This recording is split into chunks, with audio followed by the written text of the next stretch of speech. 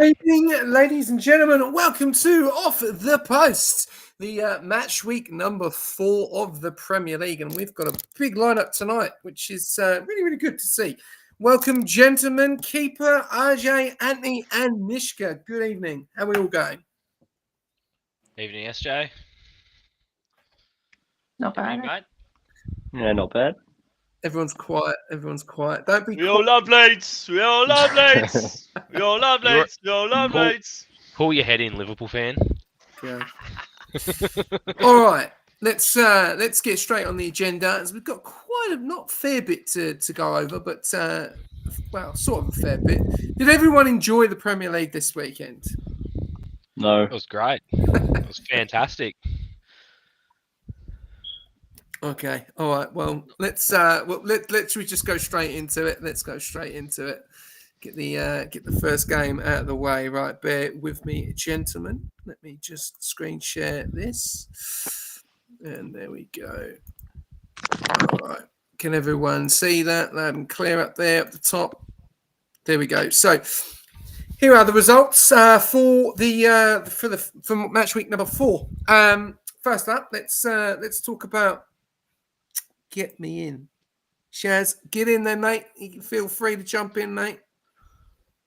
There we go. Shaz is jumping in. Good evening, Shaz. Welcome. G'day, boys. How we going? We're gonna get him on screen. Where is he? I was glad I didn't wake up at 1:30 a.m. The real goats were up, mate. The real goats were up, weren't we, SJ? It's an AFL podcast, mate. What's going on there? I know. He's going to have to get that off soon, mate. You're going to have to get that off. Can you blame him? I'd rather wear a Fremantle top than a Manchester United one. All right, let's be nice. Be nice. Be nice to the newbies. Be nice to the newbies. All right, be nice to the newbies. All right, let's start off the first result. I'll go with you, Shaz, first, as you've just jumped in. Arsenal and Forest home at the Emirates. Obviously needed a result. Obviously losing against Liverpool last week. What was your thoughts to the game and the result? No, this is the one we did on the watch along. You, me, and Keeper. It was an interesting game. It looked as though for a lot of the time Arsenal were going to just keep peppering that right side. But eventually they got an absolute whirly in. And it was always going to happen. It was just about when that was going to happen. And it was almost like as soon as that deadlock broke, they just were able to get into a bit more of their normal footy. They obviously had a lot of possession and a lot of control of the football. They looked like they didn't really want to go through the middle too much. They were happy to just get it out wide. But it was a 3 points in the end for them, and that's what you can ask. Yeah, no, basically another day at the office, really. Obviously, it was probably a little bit too soon for Ange coming into the management of Nottingham Forest. What about you, Keeper? What was your thoughts to Nottingham Forest in that game? Yeah, look, I touched on it a bit in the watch-along as well. No disrespect against Arsenal. They played really good football. They got the result. It was comfortable. But like I said, then the best way for me to describe that game in terms of Nottingham Forest was it was a nothing match. You know, Ange has only been there for 4 days. A lot of the players were away on international duty, so he spent no time with them. So they were never going to play Ange ball. I was surprised to see how defensive they were. I thought there'd be a little bit of attacking, but it was a bit of a nothing match really for as far as Nottingham Forest was concerned. It was basically, you know, just go out there, play against one of the best teams in the league, and do the best you can, and you know we'll move forward after this game. You know, I was never expecting much from him, and the game showed that. Yep. Anyone else got anything to say regarding the game between Arsenal and Forest? Zubimendi, what a player! Yeah. Spewing about him. Yeah. He was going to be at Liverpool, wasn't he? At one point. Okay, cool. Well, there we go. A good 3 points for us. We'll go over to the next game. Bournemouth and Brighton.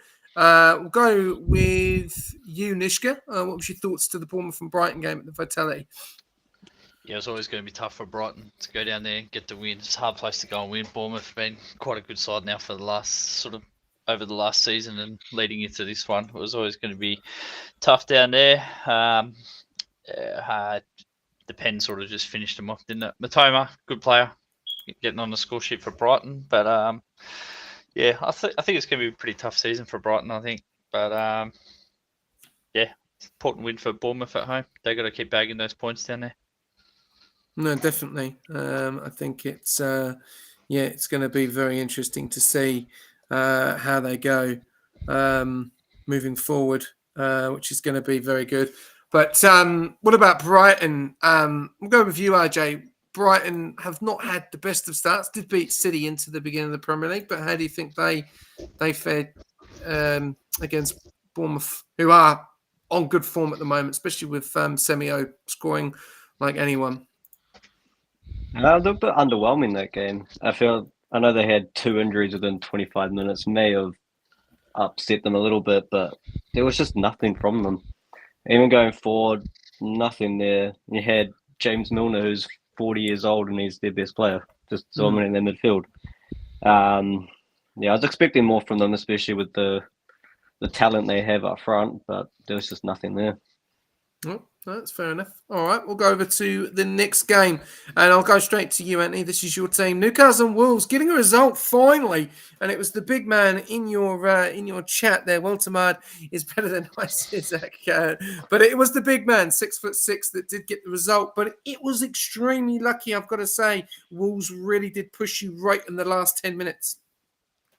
Yeah, it was a bit of a dull match. Wolves pretty nicely, and it took a bit of a while to get ourselves to the game. But once we were, Walter Marto, brilliant player, just definitely that player that we definitely need up front. Hopefully get Wissa back probably in the next couple of months. But it's just a good win, definitely needed, especially when we got Barca at home on Friday. So it's a good win over Wolves that we're not doing that great at the moment, but I'm sure that they will do a little bit better as the season goes on. Okay. What did you think of your performance though? In general, do you believe that you can now start on the up? I think you're going to get Gordon back this week, which is obviously good to see. Do you think you can now go on and cause problems? I reckon it's still a work in progress. Like obviously the summer was a very disruptive summer, but if Gordon comes back this week, we get that win over Barca as well, which is highly unlikely, but I'm holding on to the hope that we do get a result against Barca. But definitely the next Premier League game, I've got some couple of good games coming up with Bournemouth and Arsenal and Bradford in the Cup. So we need to get these points on the board to climb that table. Awesome. I've just put a message in the chat, and this is going to be for everyone. Changing things up on Off the Post a little bit, making it a little bit more flashy. Will Newcastle be okay with that, Isaac? Anyone want to comment on that? I think Newcastle will struggle without him more than Liverpool need him. That's my take on it. We got Ekatike, they're the same sort of player that it didn't make sense to spend that money to get him for me. But for Newcastle, I don't think they'll.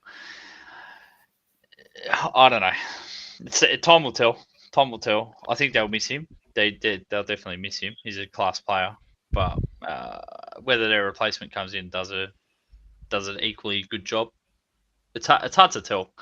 Especially a player of Isak's quality at a team like Newcastle, they stand out. They really stand out. Then they go to another team like a Liverpool, a Premier League winning team. They don't stand out as much. So it's hard to judge it until we see what he does at Liverpool, I think. Okay. Anyone else want to touch base on that? What Nishka said? No, look, I think Nick's touched on it pretty well, and it's going to be a while. It's going to be longer than you'd normally expect before we see what Isaac can do, because obviously part of him forcing his way out of Newcastle was I'm not training, I'm not playing. So Slot's made it pretty clear, which was proven to us on the weekend when he wasn't even part of the squad that he will not be starting for a while until he's match fit. And obviously not doing a pre-season, he's a long way behind everyone else. So I don't think you'll see him starting at Liverpool, at least for the next couple of weeks. And just to quickly just jump back to what you're talking about before, Gordon is still suspended this week as well. He'll be back for the Arsenal game. Okay. All right. We've got one more message coming up. Don't fix what ain't broken, I don't reckon. We're There not you go. losing. Yeah, We don't exactly. need him. Oh, well, there's another question coming up. Will Wolves be relegated this season? Shaz, what's your thoughts? I don't know. It's tough. The very limited games I've seen of them last year, they looked like they were going to be okay, and then I don't think they haven't looked like they were last year, where they were fighting in games. Even in the Newcastle game, I know they gave them a challenge for some of the game, but are they going to be able to get the 20 points that's going to be needed to make sure they don't get relegated? I don't know. It's going to be a watch and tell. Anyone done a welfare check on Husey? What about you, Anthony? You played them. Obviously Newcastle. Do you believe that Wolves are in a bit of trouble? I don't think so. I think that it's the start of the season. You don't know what's really the table's still shaping up. Like you still have Aston Villa down in that relegation zone, still failing to click. They finally scored a goal in the cup today. We see if that can go through the league, but I don't think Wolves are in trouble. Okay, cool. Good to know. All right, I've put a poll up as well, so feel free to get amongst that. Will Wolves be relegated? Yes or no? So feel free to get amongst it. Right, next game. I'm going to go over to this with you, Jay. Everton and Villa. Obviously, Jack Grealish has been very, very good so far, but all of a sudden, a goalless result against a struggling Villa this season, who just do not look like that. I don't understand where the goals aren't coming from, especially when they've got Ollie Watkins, Morgan Rogers. You know, they've signed Sancho. They've got Harvey Elliott. Like, what is going on with Villa at the moment? Yeah, I'm kind of shocked with the performance they've had at the moment. They haven't really lost any players. The main player they lost is Jacob Ramsey to Newcastle, but they've brought in Harvey Elliott on loan, Jadon Sancho, that Gasson's guy. They've brought more in attack, and they just look worse up front. They're really underwhelming. I think they got lucky with that draw. Emi Martinez really did well in that goal, prevented so many. But yeah, they got really lucky in that game. What's the problem with Ollie Watkins? You know, we know he can score goals for fun, but he just doesn't seem to hit any form lately. Apart from they did, I think, and they've also at the cup, aren't they, today as well, or yesterday? It could be the service. Probably doesn't have, not getting the best service he could get. That's probably the reason. Okay. And I'm going to go over to you, Keeper. Obviously, Liverpool playing Everton this week. We'll talk about the Showdown games later on. But Jack Grealish has been on fantastic form. But a 0-0 result against Villa, it's unusual for that, I would say. I thought that Everton would have got a result there. Yeah, look, I think last week in my predictions, I think I actually called a draw for this game. I said, like, again, it's still concerning that Villa can't find the back of the net. But being in the bad form that they're in, keeping a team that has been in good form and through Grealish scoring goals for fun, I don't think a 0-0 is a bad result for them at all. I think Villa will be very happy with that. And they're coming into a nice run of fixtures here, a couple of home games and some matches against newly promoted sides. So this might be the turning point for Villa. We'll see how it goes, but 3 more rounds time, they should have, looking at their fixtures coming, they should have 3 wins on the board. If they don't, then they're going to have some serious concerns. But yeah, I think that point meant a lot more to Villa than it did to Everton. I think Everton would be disappointed playing at home that they didn't get a result, didn't get the 3 points against a very struggling Villa side that can't score goals. Okay. Okay, interesting. All right, we'll go over Crystal Palace and Sunderland. Nishka, a 0-0 draw, pretty dire here at the Stadium of Light. No, it wasn't at the Stadium of Light. Sorry, Crystal Palace at Stadium. Yeah, this was pretty lackluster game. This one here. Yeah, there wasn't much to report. Crystal Palace probably had the better of it. Just couldn't find the net, and yeah, Sunderland would be happy to get a draw away from home, I think. Yeah, like you said, not really much to talk about as well. We'll go back over to you, Fulham and Leeds. Leeds United, probably the most unluckiest team at the moment, conceding an own goal right at the end of the game. Very unlucky not to beat Fulham. Yeah, they're another one like Villa. They can't create. They got nothing going forward at the moment. They've scored one goal for the whole season. That was a penalty.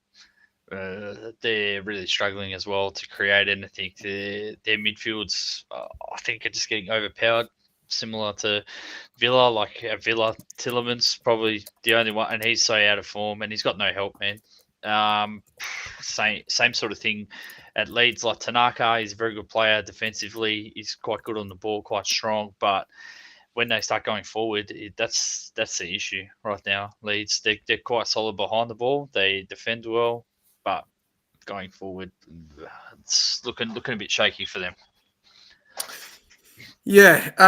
Question coming in there: are Leeds in trouble like Wolves? Any comments from anyone regarding Leeds United at the moment? Yeah. Yep. They are. In my opinion, yep. Yeah. Yeah, my opinion right now, like obviously it's very early in the season, but they are probably two teams based on current form you could probably lock in for relegation right now, unless they can turn things around. Still early days. It sorry. is, but There was a stat that came out that in the top 7, Aston Villa were the only team that never scored a goal before cup game. 360 minutes without a goal, Villa. Ouch. Yeah, not good at all. All right, let's go over to this one. West Ham and Tottenham, another team that we could talk about in trouble, which we'll bring up a question in a second on that. But Shaz, Tottenham absolutely wiped the floor with West Ham. Yeah, this was a game. I was actually looking forward to watching this game at first. I thought there was a chance. We know West Ham, they throw up some interesting games every now and then. I thought this was a danger game for Tottenham early, but they just come out and blew them away in the first half, and then reaped the rewards. Reaped the rewards after half time. They probably were very, very unlucky not to go in 1-0 up at half time. Spurs, and then they come out and they just dominated. They took it. Obviously going down to 10 men doesn't help West Ham, but what can you say? Sometimes at home you just got to learn to win. Had chances though in the game, though. That's the funniest thing about it. West Ham actually did have chances. Byron had a chance. I think one of the midfielders had a chance as well. What do you think's lacking for West Ham, RJ? Oh, where do I start? There's a lot lacking with that team. They don't have a proper striker. They're playing Paqueta up front, which is not his position. There's just nothing there. They don't look good at all. They're one of the favourites to go down, I reckon. Wow. What? Why are they not starting Fulkrug? Why are they not starting Wilson? They've got strikers. They're not using them. It's crazy. I don't understand what they're trying to do. Bit of game management, maybe. And then Okay. How can you be playing one of your biggest rivals and you're not playing a striker? This is wild. It's ridiculous. Go on. Anyone else want to touch base on that? West Ham. I was disappointed, SJ. I really was. I'm pretty sure this might have been one of those games I went for a draw. West Ham have a really good record, like we touched on it last week. West Ham have a really good record at home against Tottenham. That's the first time Tottenham have beaten them at West Ham's home ground since 2019. So I think West Ham fans and players alike will be bitterly disappointed with that result. Obviously, local derby, you've had the wood over them for 6 years, and I do think that obviously red cards do change games, but the player it was as well, like Souček is such a vital part of that midfield, and it was game over. The moment he was off, any chance of them getting back into that one was gone. They'll be very disappointed with that, but I think what can't be underestimated is this Tottenham team under their new manager. They're the real deal this year. Now that they've found defense, I genuinely believe they'll be a top 4 side this year. They look like a completely different team under their new manager. Yeah, they're flying. They're dead set flying. They had a good result again last night too. They're going well, Spurs, I think. Yeah. Okay. All right. We'll touch base on Spurs in a second, but we're just going to go over to this question here. He's probably going to get sacked. It looks like they're going to keep him for one more, which is Crystal Palace, which is at home. So we'll have to wait and see how that's going to go. But what do you think? Thoughts, anyone? He might get sacked, but he's not going to be the next manager to get sacked, I don't think, in the Premier League. It's a bit early to be sacking your manager. I know the Forest manager got sacked, but that was for other reasons. I think it's a bit early in the season to be sacking a manager. You should have been doing that before the season if you're at that stage already. I mean, tell that to Leverkusen. Ten Hag only lasted 2 games. Yeah, well, his track record's not the greatest at United either. Why would you give him a job to start with? Yeah, true. Anyway, but yeah, no. I think he might be in some trouble if they don't get some results soon. I do, but yeah, I genuinely believe that he's not the next Premier League manager to get sacked. Who's next? Amarin. Yeah, I back that. Okay. I back that as well. I heard rumours they're giving him the season. That's what SJ reckons. Yeah, I think so. I think so. I think he'll get the season. I don't. Yeah, but we're not on United yet. Calm down, guys. Calm down. I don't really want to talk about this club much, so I'm going to pass it over to keeper Spurs. Are we going to see something from Spurs this season in the Premier League? Them and Man United last season were pretty abysmal in the league. Finished very, very low. Is this the option? Is this the opportunity for Spurs this season? Look, I would love to say with confidence it is. Like we just touched on then, they are flying. They look like a completely different team under Thomas Frank. But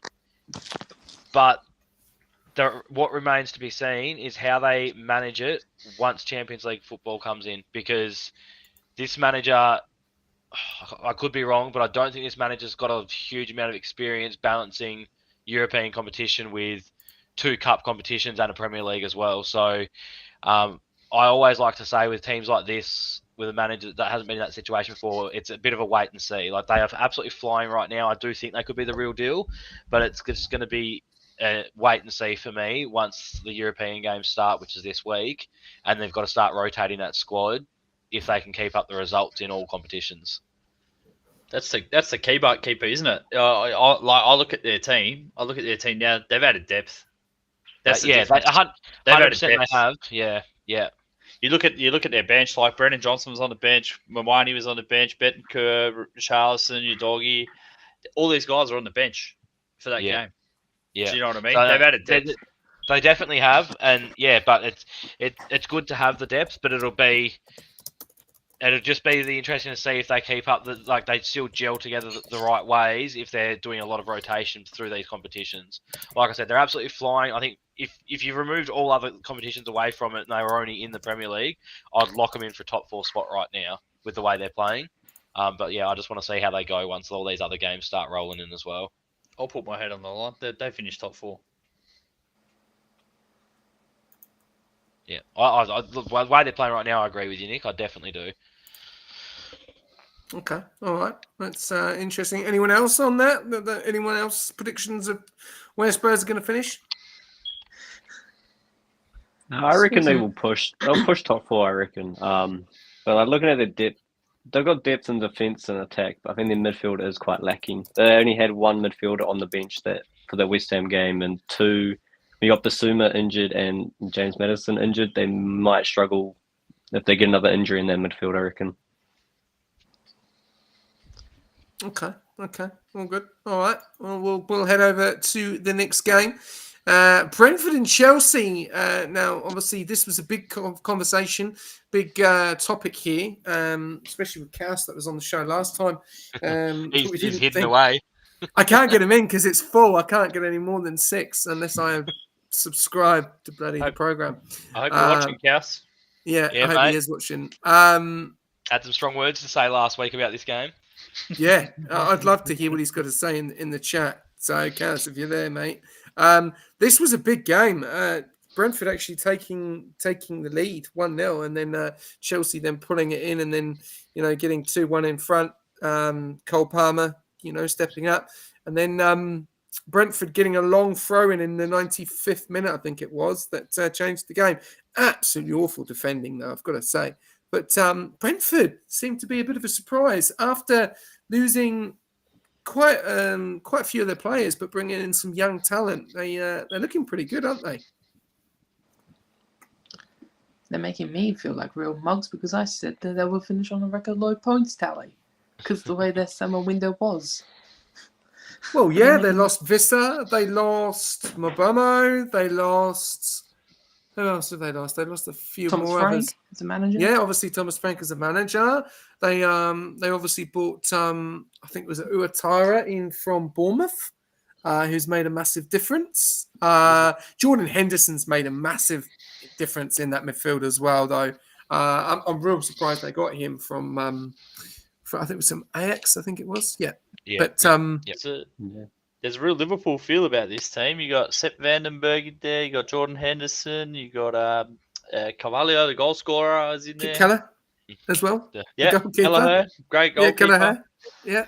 The thing I've got to touch on with them though, and so many people bagged on and slagged on Jordan Henderson when he was at Liverpool as, he only passes the ball backwards. He doesn't do this. He doesn't do that. I went through all those years of him, people bagging him out and stuff when he was captain.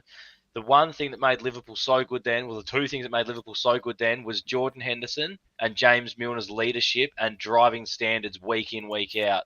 And that's what they've got there now. They have now got one of the most experienced and hardest driven midfielders in the Premier League now. He might not be the player he used to be, but the leadership that he brings to that team is going to be held to a high standard by him week in, week out. He will not let them drop. Yeah, players who know how to win, they're so important to a dressing room, like driving the standards for the club. Do you know what I mean? They know what it takes to win. So it's a big boost having a guy like that in your dressing room, isn't it? Oh, 100%. Massive. And you can say the same thing for... Is Milner at Brighton? Yeah. Same thing there. Like, having that kind of player in a dressing room could be especially to teams that have lost players or have lost coaches and are potentially performing lower than what they could be. Just having those players in your dressing room could be the difference between being relegated and staying up. So that's massive for them, I think. Yeah, definitely. And there's just a question that's come in now. I'm going to take this to you, Anthony, and you, RJ. Are Chelsea title favourites? Nope. No. Why? Just because I reckon Liverpool just going to run away with it again, and Arsenal just has the quality above Chelsea at the moment, and Man City as well. I just feel like I just don't trust Chelsea still. Is this the reasons why, though? Like these results against Brentford? Because you're looking at their squad and you're thinking... And the lack of, especially getting results against these lower ranked sides like Brentford, you need to get these results. Like champions do that. And that's what Liverpool did against Burnley. Like that could have been easily a draw. But Liverpool just grinded out. Chelsea can't do that, in my opinion. Well, she went 2-1 up in the game as well. So, okay. What about you, RJ? What's your thoughts? You think this is the problem with Chelsea? They've got all these players, that we've seen, that they've signed some fantastic players. They've signed some people that, we've never heard of. They've signed one-trick ponies. But, these are the results that Chelsea don't seem to get over the line. And this is probably one of the things why they aren't favourites. But or do you think that they can come out of this and cause a bit of a storm up the top there? Yeah, I'm gonna have to back Anthony. It's just these kind of results you need to get these results. I mean, if they could pick it up towards soon, hopefully they do. They've got some really good players that they've brought in, like João Pedro looks really good. Gittins looks alright. Hato at the back looks alright. But yeah, they need to pick up these kind of little results, and then they'll be able to challenge the likes of Liverpool, City, Arsenal.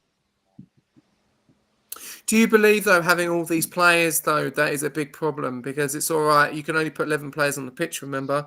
And Chelsea have one of the biggest squads in the Premier League. And having 33 players, or how many ever it is, you can't play them all at once. So you're really devaluing the team morale of the team because you're not getting a structured 11. Fair enough. Premier League, 1 week, that 11, awesome. Then they can have that 11 for that cup game and that for the Champions League. But when you need to try and get form and build momentum, where do you build it from?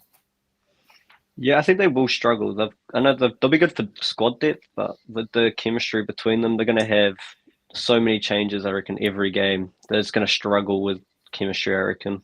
That's what won't make them title favourites. Okay. Does anyone else have any take on this? Yeah, they buy too many players that are rated 35 million for 70 million, and they're not good enough.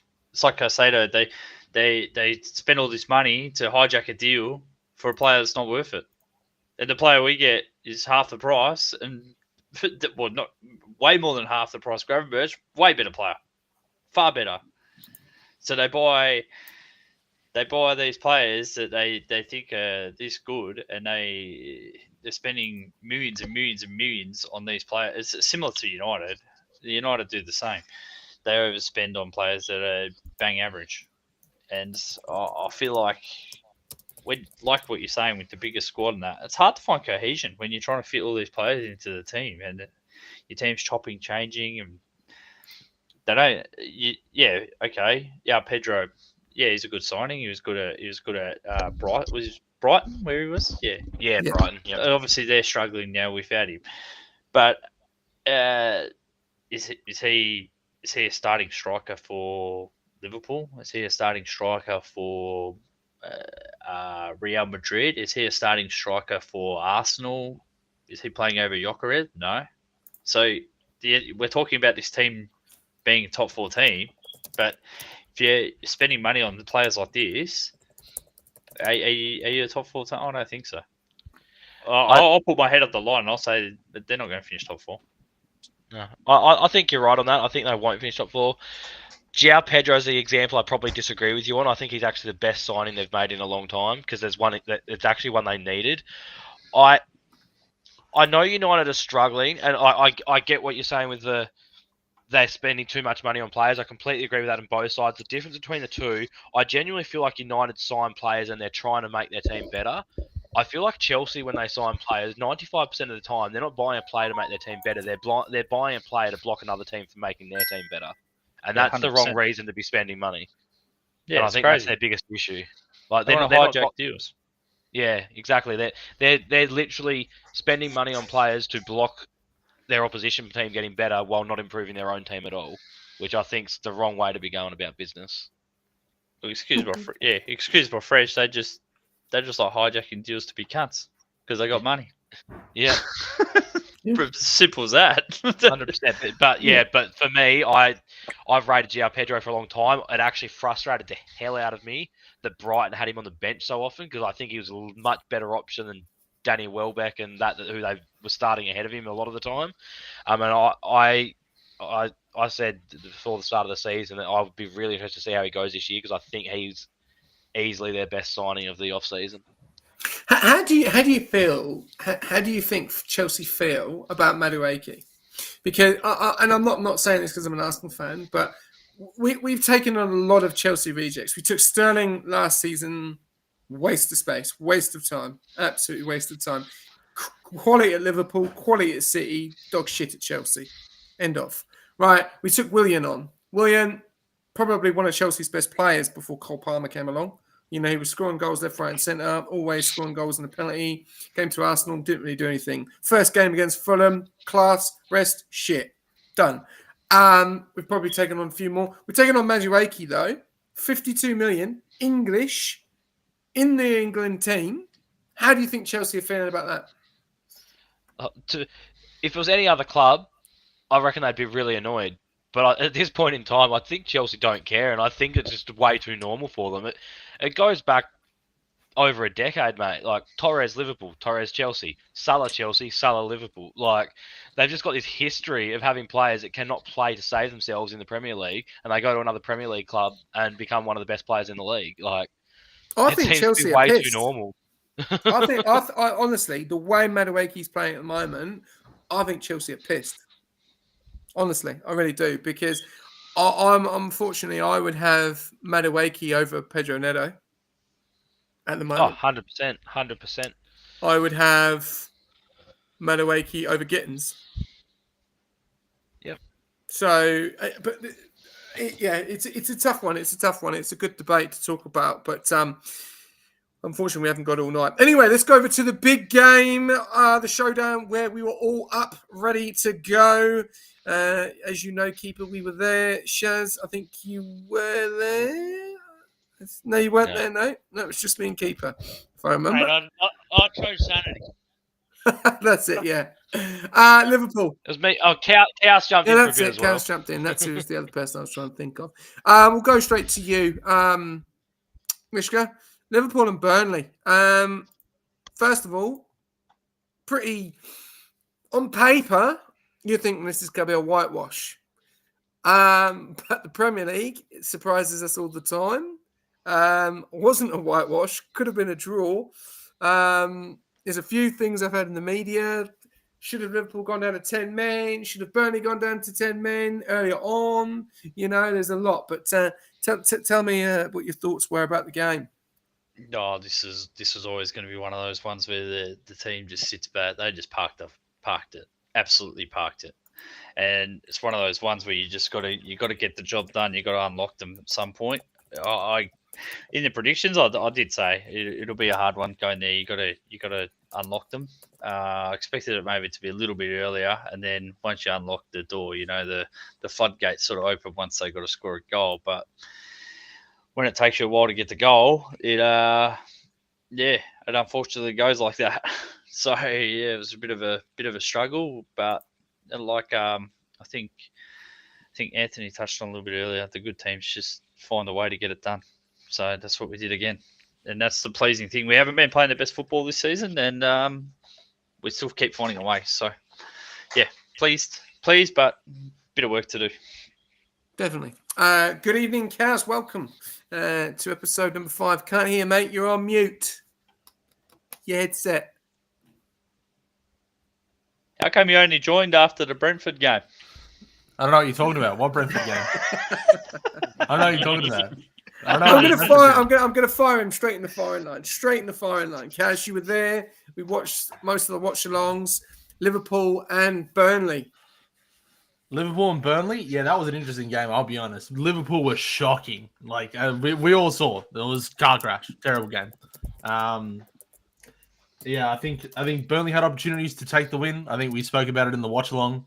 But lo and behold, Hannibal puts his hand on the ball.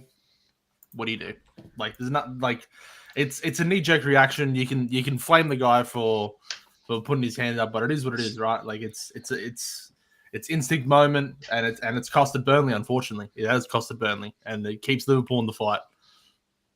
Did the same last week against United as well. Like, come on, like game management. I genuinely don't understand why everyone's surprised by how the game went. Like I said it last week in the preview. I said this is far from a done deal.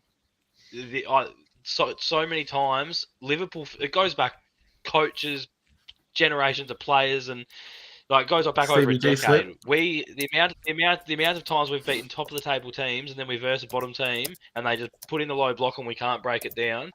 This game was always going to play out exactly the way it did. And you've heard it in the media this week. You heard Anthony touch on it earlier. You heard Nishka touch on it just a second ago. The teams that win titles are the teams that find a way to win while they're playing like shit. And excuse the language, but that's exactly like Liverpool were awful the other night. Yes, we had lots of the ball. Yes, we had a lot of attacking. Like we had the ball in the attacking area a lot, but we moved it slowly. We had no urgency. You've just got to look at the last 10 minutes. We ramped up the pace of the game completely, put them under the pressure, and that's when the mistake happened because we played for the full 90 minutes or 95 minutes. But the pressure and the speed that we moved that ball in the last 10 minutes, if we'd done that all game, the ball would have been in the back of the net 1, 2, 3 times earlier in the match. I don't understand why we chose to sit there and move the ball so slowly for 85 minutes and then pick up the pace with 10 minutes to go.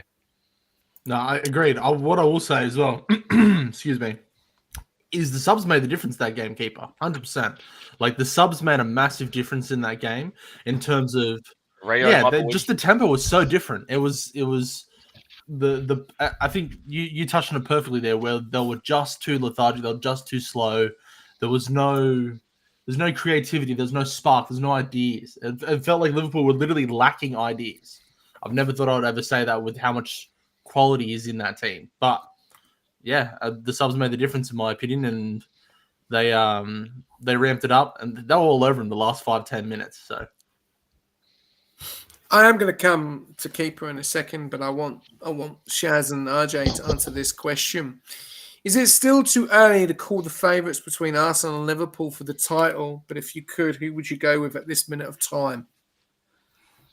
RJ. I think it is early to call favourites between them. It's going to be one of those two to win the league, I reckon. But if I had to choose, I reckon Liverpool. It's probably theirs to lose. Defending champions, and they've spent so much money throughout the transfer window. It's probably theirs to lose.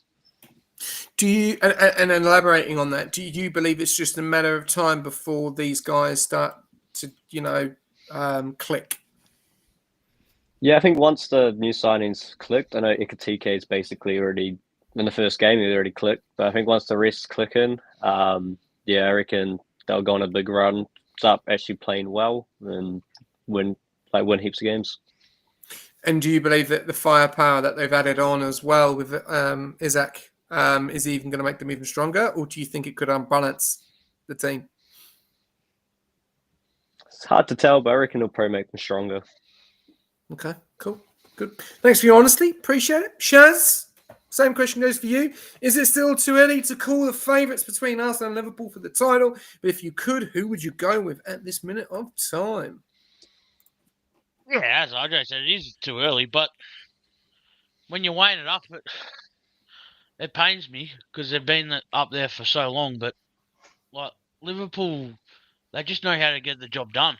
They know what's going to be the telltale sign is what's going to happen when we're deep in January and February when it's cold, and you're still playing European football, you're still playing cups, and you got to play league football as well. I think Liverpool are just going to have it in their psyche to just keep persevering, whereas I feel like Arsenal, they do it all the time. Arsenal, I've noticed it. I've watched football on and off as a casual for 15 years. Arsenal, we get to January, they look good, they look like they're going to fight, and then they fall away. It's like after Christmas, they get too much turkey in, and they just can't match it with the big three. But Matchweek, loves a turkey. The fuck does that mean, Mitch? They said he gets too much turkey in at Christmas. I said Matchweek likes turkey. It's going to be that. Right. No, it's going to be whether Arsenal can get over the hump. Okay. Yeah, that's fine. I'm waiting for the question to be turned on to me in a minute. What about you, keeper? Same question for you, mate. Yeah, look, mate, it's way too early to call. You've seen how these titles can go down to the wire. I think Liverpool and Arsenal are quite evenly balanced in terms of talent. I think Arsenal though, I really commend them for the depth they've got all the way across the field. Like, no disrespect, I love him. I think it's great, but and he's got flair and he's going to be a talented player, and I can't wait to see like Rio and Gamoa do more and more. But if you looked at you're looking at a bench and we're fielding a bloke. Well, he scored his first goal at the age of 16. He's just turned 17, and then you look at that Arsenal bench and you've got Trossard, Martinelli, all of them lining up to come up off a bench. Like the depth at Arsenal is insane, and like I'd like to think that we're obviously going to aim for all competitions, but I mean the fact that we won the Premier League last year, if it gets down to the business end and we're still in the Champions League at the business end of the Champions League, I think Liverpool's going to favour that over the league this year. Obviously we want to win all trophies, but Arsenal have been bleeding for that league title. They've come second 3 years in a row. They're gonna be hungry. They're gonna want it. And yeah, if Liverpool do go deep in the Champions League, I could see them sacrificing league games to get the Champions League trophy over the league. Nish just got his hand up. Yes, Nish. Are we in school? Don't piss in his pocket, Keith. We've already got one over him. Fuck him. Let's go. Cows. Oh, shit. What's your thoughts there, Shay? Come on, tell us. Go on, SJ. It's like I was talking to a mate in the UK, and he was saying to me, he said that everyone going on about the free kick with Dominic, yeah, great, but Arsenal have only conceded one game and 4 goals, 1 goal in 4 games. You've conceded 5, was it? Two clean sheets in a row, SJ. We 1 goal, and it was a worldie. So if you really look at the both sides, you probably say they're quite evenly matched. Because we've gone away. We've struggled against United. We got the result. People will say, "Oh, yeah, it's United and stuff," and everyone, but everyone was looking at Guacares. Everyone was wanting Cisco. So that was the first game of the season, and it was always going to be a big game, and we needed to start well. So we got that result. We then absolutely walked the park with Leeds United, which was easy, and coming against you guys. I remember coming against you guys, and you absolutely dominated us 4-0 in the first half. Salah just destroyed us, and that was when we had an old team. So, and we could have gone up 1-0. I think the lineup was very questionable. I think we went in way too defensive. I don't think we went in enough attacking. And I think if we went in more of attacking and maybe played Odegaard and Eze at the same time, I think we might have seen a bit of a difference. Matchweek was fantastic down the wing. And we didn't use Dominic enough. I knew that if Saka would have been on or that, I think they would have thrown more at him, and I think it would have caused a lot of problems for him. He obviously scored a fantastic goal. We can't take that away. You've then gone against Burnley and you've struggled. You've really struggled not to break them down. They put 5 behind. We've gone against Forest, and it's a training exercise. So I'm looking at the two teams, but then I do agree with Shaz when he comes. We get so far, and then we just dip. And I think it's because of rotation. I think it's the depth. And I think this season we've got it. There's no excuses. Every position is covered. Striker, defender, midfield, attack, left back, goalkeeper, it's all covered. Even though every player gets injuries, and we did suffer a lot last season. So I can't call it. I really can't call it. 4 games in, I think we're both matched. I think we're both evenly matched. And I think if we play with our full fit team when you come to the Emirates, we'll see then. But we've got to take into account, we've got Champions League around the corner. We've got Carabao Cup around the corner. The games are just going to gear up. They're not going to get slower. So that's another problem, and we'll talk a little. I'll touch base a little bit about the Champions League as well. But yeah, for me, we need to get those gruesome results like yours against Burnley. We need to get those results. We can't be fucking drawing against Villa. We can't be drawing against Sunderland and messing around with these. We've got to just get the result done. Game management, 2-0, 3-0, shut up shop, get the result done. If not, those teams, they get that goal they just bring their whole home fans, and it changes a completely different game. You know, I saw it against Southampton last season. It was like 2-1, 3-1, and I was like, we're losing 3-1 against friggin' Southampton, for God's sake, who were bottom. And then all of a sudden, you know, we managed to score 2 goals in the space of 15 minutes and end up drawing the game 3-3. So, but that is, I think, going to be the key. And also, I think Liverpool's key is going to be when those three click. Wirtz hasn't clicked for me yet. I watched him against Burnley. Poor. He just doesn't, for me, he hasn't clicked yet compared to, they're doing a comparison between Luis Diaz for Bayern Munich and Wirtz. He's got 2 goals and 2 assists, and Wirtz has got nothing at the moment. So, they are completely different players, but they're just comparing the two. Completely different league, different position, players, different and system. Yeah, I know. But it's. I'll be honest with you, I don't get why everyone's riding Wirtz so hard. Yes, he's got no assists. Yes, he's got no goals yet, right? I get that. But you've got to watch the games. He is involved in so much. His work rate is through the roof. The eye test is there. Like this, like I know we're talking about real football, but like this is what people talk about when they're like picking their players for their fantasy team and want to try and get the jump on people, right? Don't look at the stats, look at the eye test. And the eye test for Wirtz, it's there. He is the stats are going to come, but the eye test is there. He's a great player, and you've got to remember, he's come into a Liverpool side playing at central attacking midfield in a side that is dominant from the wings. Yeah. No, I understand.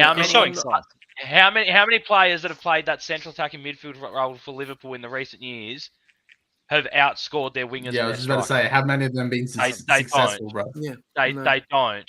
They're always that person that plays the pass to the person that gets the assist. Yeah. People have got to remember that. He's not going to be scoring goals and assists for fun because that's not how the Liverpool system works for a central attacking midfield. And I think that's going to be the thing. As soon as they click, you'll then start to see a bit of a different Liverpool side, and they haven't clicked yet. You know, you got Hugo, who didn't really do much against Burnley, but he may do something better against Everton at the weekend. You know, and then you've got Isaac to come in. Are you playing him wide? Are you playing him centre forward? Are you going to then move Wirtz over to the left more? I don't know how it's going to work. You know, I personally think Wirtz is great, man. I think he's been doing a great job and on the corners. I mean, you can say he's got no stats, but let's be honest. He put a corner right on Konate's head, half a metre off the goal line, and Konate's headed it over the crossbar. All he had to do was head the ball down, and it was a goal. And then Wirtz has got an assist, and we're not talking about. No, like I say, I'm not having a go. I think that the main thing is people are looking at his price, 125 million. You know, that's a lot of money for a player, and people from Liverpool fans as well, they're not seeing it at the moment, and then that's what they want to see. But I think people need to understand is these players need to adapt. You don't just come to the Premier League and click your fingers and you're good. Timo Werner did it. Shocking. You know, other German players have done it. Shocking. It takes time. Werner's a bad example. I'm sorry, but yeah, go on. He was fantastic in Leipzig. Absolutely amazing. He's not a footballer, I'll be honest. He just runs in. He's just a speed merchant, that bloke. Anyway, sorry, go on. No, the problem with Werner's a great player. The problem was he came to the Premier League and every team he was in played him in the wrong way. They didn't play him to his Where would you play Werner? Shite. Send him forward. No, he's not a winger. He can't finish. Did you see him? We can't cross. He can't do anything. He's not a footballer. Anyway, he's just a pace. RJ is. RJ is. One thing. Go on, Chaz. The one thing I'll say about Wirtz is look back to 2021 when we picked up Sancho. Oh, he's going to be the best thing ever. He's going to do this. He's going to do that, mate. We've buggered him off because he just does not suit English football, and you can say he meets the eye test and everything, keeper, but until he actually delivers, he's shite. Yeah, I'm sorry. I'm sorry. I can't take that from a I'm going to talk about this. Which guy have you been watching? I'm going to be talking about I thought he was great against Arsenal. I agree. Didn't get the assist, or anything like that. But he had got to realize people have actually got to watch Liverpool games and watch. Hey, we watched them. we watched When it. was the last? When is the last? But I seen you nodding in No, I agreement, agree. No, Cow. 100%. Our central midfielders, they don't score, and they score occasionally. They score and they get assists occasionally. But 9 times out of 10, or 99 times out of 100, they're passing to the person that gets the assist. I don't agree with People Shaz's comment. people aren't watching. I He's don't showing agree with it. Shaz's comment. Verts is showing signs.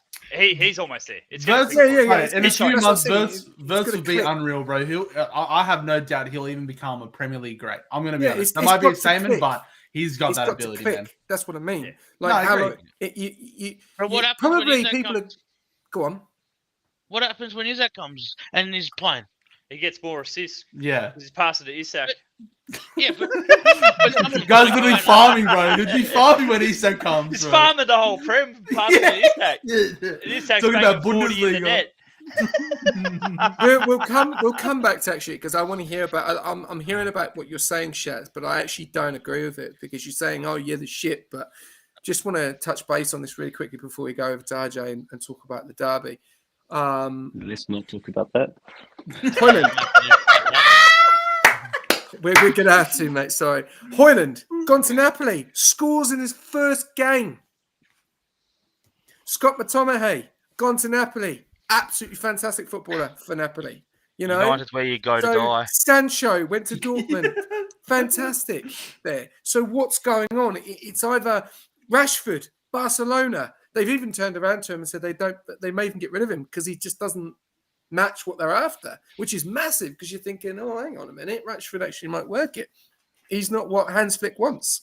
He's already stated and come out and said that. He said, we want you in this situation. And end of the day, Rashford is, you know, I think he's become a little bit arrogant after obviously coming from United and, you know, but he hasn't done anything, you know, and you're playing for a world massive club, you know, who have won trophies, have got players like Messi and Xavi and Iniesta and big role models. And he's gone into that team and it just doesn't seem to work. So you're saying they're shit, but are the club that they're playing for is not the right club for them? I just don't suit English football. Some players don't suit the way the English play the game. Well, Anthony's just come up with a good comment here, which is not going to be a nice one. He's gone, Man United's culture is shit ever since 2013. Yeah, well, It's a we big can't comment. fight with it. We can't fight with it. No, Does anyone agree that Sancho and Rashford and Hoyland and Tominay are crap players? No, I Lazy, said this arrogant. last time. I said it. One of the heaviest shirts in world football is Real Madrid and Manchester United. They are heavy damn shirts to wear. And there's so much pressure from all angles, bro. I can only imagine the amount of pressure that you have as a Real Madrid fan, as a Real Madrid player, right? But Manchester United is there. It's not far away. Yeah, Mate, look at Trent, mate. They're already getting rid of him. He's gone in January. That's what I mean, man. It's such a heavy shirt. But United still have that same context where there's such a big club, they have a massive fan base, there's such high expectations, and where the club was a few years ago, they should not be in the position that they're in. No doubt, no shadow of a doubt, right? And everyone knows that. And everyone is just watching this bonfire shitstorm, just passively enjoying the carnage that is going on, right? Well, all the United fans and all the press and all the English players, you know, you see Roy Keane and Gary Neville. It's embarrassing. They always say it. You always see there's like a downturn in their tone whenever they're talking about United. There's no spark anymore. But no club can stay at the top for the whole thing. Like it's literally United are literally going through what Liverpool went through 10, 15 years ago. Like, no, I agree. And they'll come out the other end of it. They will, but you know they've got to get through this. And they've got to work out. You know, look at Liverpool. It literally just took us finding the right manager to turn everything around. And now the whole club culture has changed. We've been able to change manager and still be successful after we've changed manager, because the whole club culture changed. Like the business model changed. Everything changed, and it's been left in a great state for the new manager. And the problem was Sir Alex Ferguson left. And everything went with it. Yeah. Everything went with it. And they just haven't recovered from it yet. They will, but something needs to change. Definitely. The difference though is the way Liverpool went about it. We went through youth. We were bringing through young kids like Raheem Sterling, like these sort of players. Like Raheem Sterling's playing for us, 16 years old. These young kids that you didn't hear of, and they're playing amongst bargain signings like Coutinho's and like we bought Coutinho for bugger all. Firmino for chips, you know, Mane, these sort of players. We bought them for nothing. We had managed. United are overpaying for crabs, like literal crabs. We had a manager that believed in buying potential and building it, whereas United are trying to buy their way out of trouble and it's not working. That's where it's got to change. But the thing is, right, let me challenge you there, Nish, right? Because I agree they're overpaying to the absolute shit house, right? 100%. There's no doubt about it. But the quality of player that they're getting, right, is still not terrible. Maybe besides Sancho, there's probably a few exceptions, right? But the point that SJ made before that I thought was important, right, was that these players that are not in the United jersey are going to other clubs and being successful. Not only just McTominay and Højlund, but Anthony. He looks like a completely different player at Real Betis. Shit. He looks like United. He was terrible. He was woeful. He was a joke. What he did was that Spinneroni thing. But he looks unreal at Real Betis, bro. Unreal. Like you have to question. Like I just think I know I've said this like multiple times already, but I just think it's such a big issue that United have. And it's not something you can get rid of.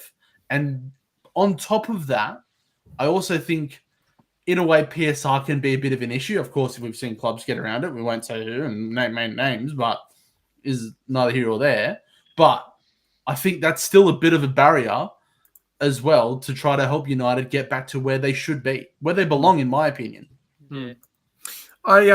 We will touch base on it. We've gone a little bit over the top. We need to get RJ in here. That's why we've got him in. Yeah, I've got a question for RJ. Go on. Who? What's up? So, talk about the youth of United. Who would you say the last youth player has come through United that's good? That's really good. Is he still there? Yeah, I'm still there. I mean, I want to say Kobe, but like he's not really getting the game time he deserves at the club. But you're gonna have to go far back to see what kind of players come through our academy to turn into superstars. It's been a while since that's happened. Do you think that's where a big problem at United is? Absolutely, we need to give the youth a chance. It happened. It worked well in the past. It should work well now. Looking at the other teams like Liverpool with Rio and Arsenal with Max Dowman, we need to give the youth a chance. We've got a lot of quality there, but we're not giving them a chance that they need. Just quickly, RJ, do you think that the fact that he's not playing is actually punished? Like it's pretty common knowledge that he's not getting game time right now because he's being punished because he's made it clear he wants to come out. Is that seriously concerning for you that a player that's come through your youth system wants out this quickly? 100%. Yeah. 100%. It's like looking at last season, he was one of our bright players, even though we were terrible. He was one of our bright players, and to see that he wants to leave and go out on loan to get game time, it's not a good look. All right. Whoever's listening, someone DM Whoosy and get those prediction results because we are gonna go through the new Premier League results this week. But first, we will recap obviously the showdown, which was the double watch along with obviously Liverpool and Burnley and Man City and Man United. I'm gonna go straight to you, RJ, about this. How did you feel going into this game, honestly? Because this was a game that both teams really struggling. You know, Man City probably the worst start that they've had in the Premier League. You know, obviously they smashed Wolves 4-0, and we were thinking, oh, Reinders looks really good, and Cherky looks really good, and looks like this is going to be a really good Man City team. Then we go to Tottenham, they lose easily, didn't really cause Tottenham any problems, and then they lose their next game against Brighton. Then you obviously went to us, played at home, and it was a tough game. I think Cunha, Mabumo, I think they played fantastic. I think they caused us a lot of problems. Cunha had a lot of energy. But just finishing, I think just the whole lineup in itself, Mason Mount just didn't work. I think you needed to play Cisco or bring him on at some point, not 15 minutes. And then you play Fulham, and that was a lucky result. You should have won that. Bruno Fernandes missed the penalty. And then Burnley, we're celebrating. Well, no, you're celebrating a 3-2 win in the 95th minute against a team that's just gone up in the Premier League, which really we should be winning the results. But then obviously Liverpool did struggle as well. So this is the Premier League. And then you're going to City, who near enough on the same page as you. Like, how did you feel going into the game? I had a little bit of hope because I know that United love playing well against the big teams, but not against the smaller teams. Like we saw with Arsenal, even though we lost 1-0, we were probably the better team out of that game. So I had a little bit of hope going into it, but then after the first 10, 15 minutes, I was quite happy with our performance. But then, just switch off at the back. The two of them in the midfield just don't work. It's just not. The system's not well. This is not good. Sorry. But yeah, I had a little bit of hope at the start, and then after the first goal, all the hope went out the window. Can I ask you a question, RJ? Do you think that if Kobe and Manuel Ugarte start in your midfield too, do you think it would be sorry, let me rephrase my question. Do you think it's beneficial for Manuel Ugarte and Kobe Manu to be starting the midfield and have Bruno Fernandes as one of the attacking tens in that midfield? Do you think the team would drastically improve allowing Bruno to be in that creative position? Yeah, I was wanting that to happen in the City game with Cunha being injured. I wanted Bruno to be in the 10 and then have Kobe and Ugarte in that midfield because we saw it in pre-season. I think it was against West Ham. Those two actually played really well together in their midfield.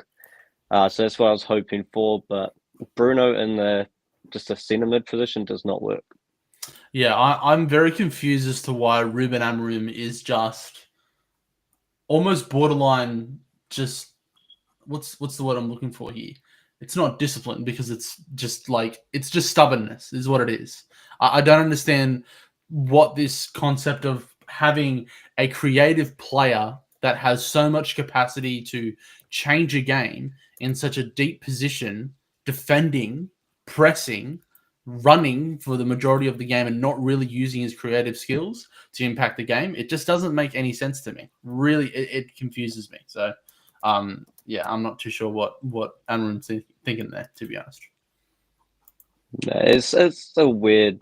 He's got a weird way of thinking. I don't think he'll be a manager at our club much longer. I'm hoping not, unless he can change the system. But if he keeps going down this route, he's going to lose his job real quick. Yeah. Honestly, I think it'd just be a benefit to United if they just got rid of him tomorrow, today, next 5 minutes, who knows. But if there was Amorim to get sacked, who do you think's next in line? Who would you want to manage United? I think everyone wants him, but Areola from Bournemouth. I reckon he would be. I think all the big teams want him. I was glazing him last week, boys. That's all I'm saying. I was glazing him last week. Sorry, go on, RJ. Yeah, he's gonna. His next move will be one of the big teams. But I would like to see him at our club. I know a few years ago we were linked with Zidane, and we ended up getting Ralph Ragnick. So we need an experienced manager, and I hope it'll be him. Fuck, I forgot he existed. I'm gonna touch base on this because I know you're saying this, and I'm gonna bring this question up as well. You're saying about the manager, and you're not doing a Chelsea that they seem to replace the manager, but do you need to give this manager a full season? I'm saying the same thing with Arteta. Everyone says the same thing. We're 5 years in, 6 years in, we've not won a trophy. And this is the time. We've spent 750 million. Or more than that, I think. I think we're the highest club just under Liverpool in the transfer market that have spent money. And fans want trophies. So United have actually won a trophy, and you still want to get rid of your manager. But do you give your manager the full season so he can use the players that he's got? Because the thing is, you get rid of him, you bring someone else in. He might not get on with Sesko. He might not get on with Fernandes. And then you lose another two quality players. Fernandes has already come out to the media and said if Man United don't sort their shit out, he's off to Saudi. And you can't lose a player like Fernandes because Casemiro is too old and he's going to be, he'll retire soon. You've got Kobe Mano that you've been talking about that doesn't want to be in the club. He wanted out to Napoli or wherever he wants to go. Then you've got your captain wanting to leave. So that's a serious problem there. You've just spent 72 million on a player I don't believe is worth 72 million in my eyes, Brian Mbeumo. I think way, way, way overly priced. I think Sesko is a great signing. I think give him time and he will adapt and he will be a very good player. I think Cunha is a class player, but his temperament is something that you're going to have to control. So what happens? You bring in another manager, then what? Yeah, you go back to this where you said get the players he need. He wanted players in the positions and he got them, and he still can't perform with them. I would give him the time if not really the results, but the performance was there. But these performances lately have been terrible. If it's going to stay like this, yeah, he's gone. I want a manager that would actually have a winning mentality and will actually change his system. But I don't think Ruben Amorim's the right one. Okay, another question for you. Just one more before Nishka comes in. This is one thing I'm real confused about, right? You get Cisco. He doesn't start the first game. All good, right? You're at Old Trafford and he doesn't play. And you're still playing a player like Mason Mount who spent nearly all season injured. What's the go? How is the guy supposed to adapt? How is he supposed to score goals? The limelight has been on Gyökeres. The limelight has been on a number 9 for Arsenal for so long. Havertz hasn't done it. Jesus hasn't done it. We haven't really replaced our last striker from Aubameyang.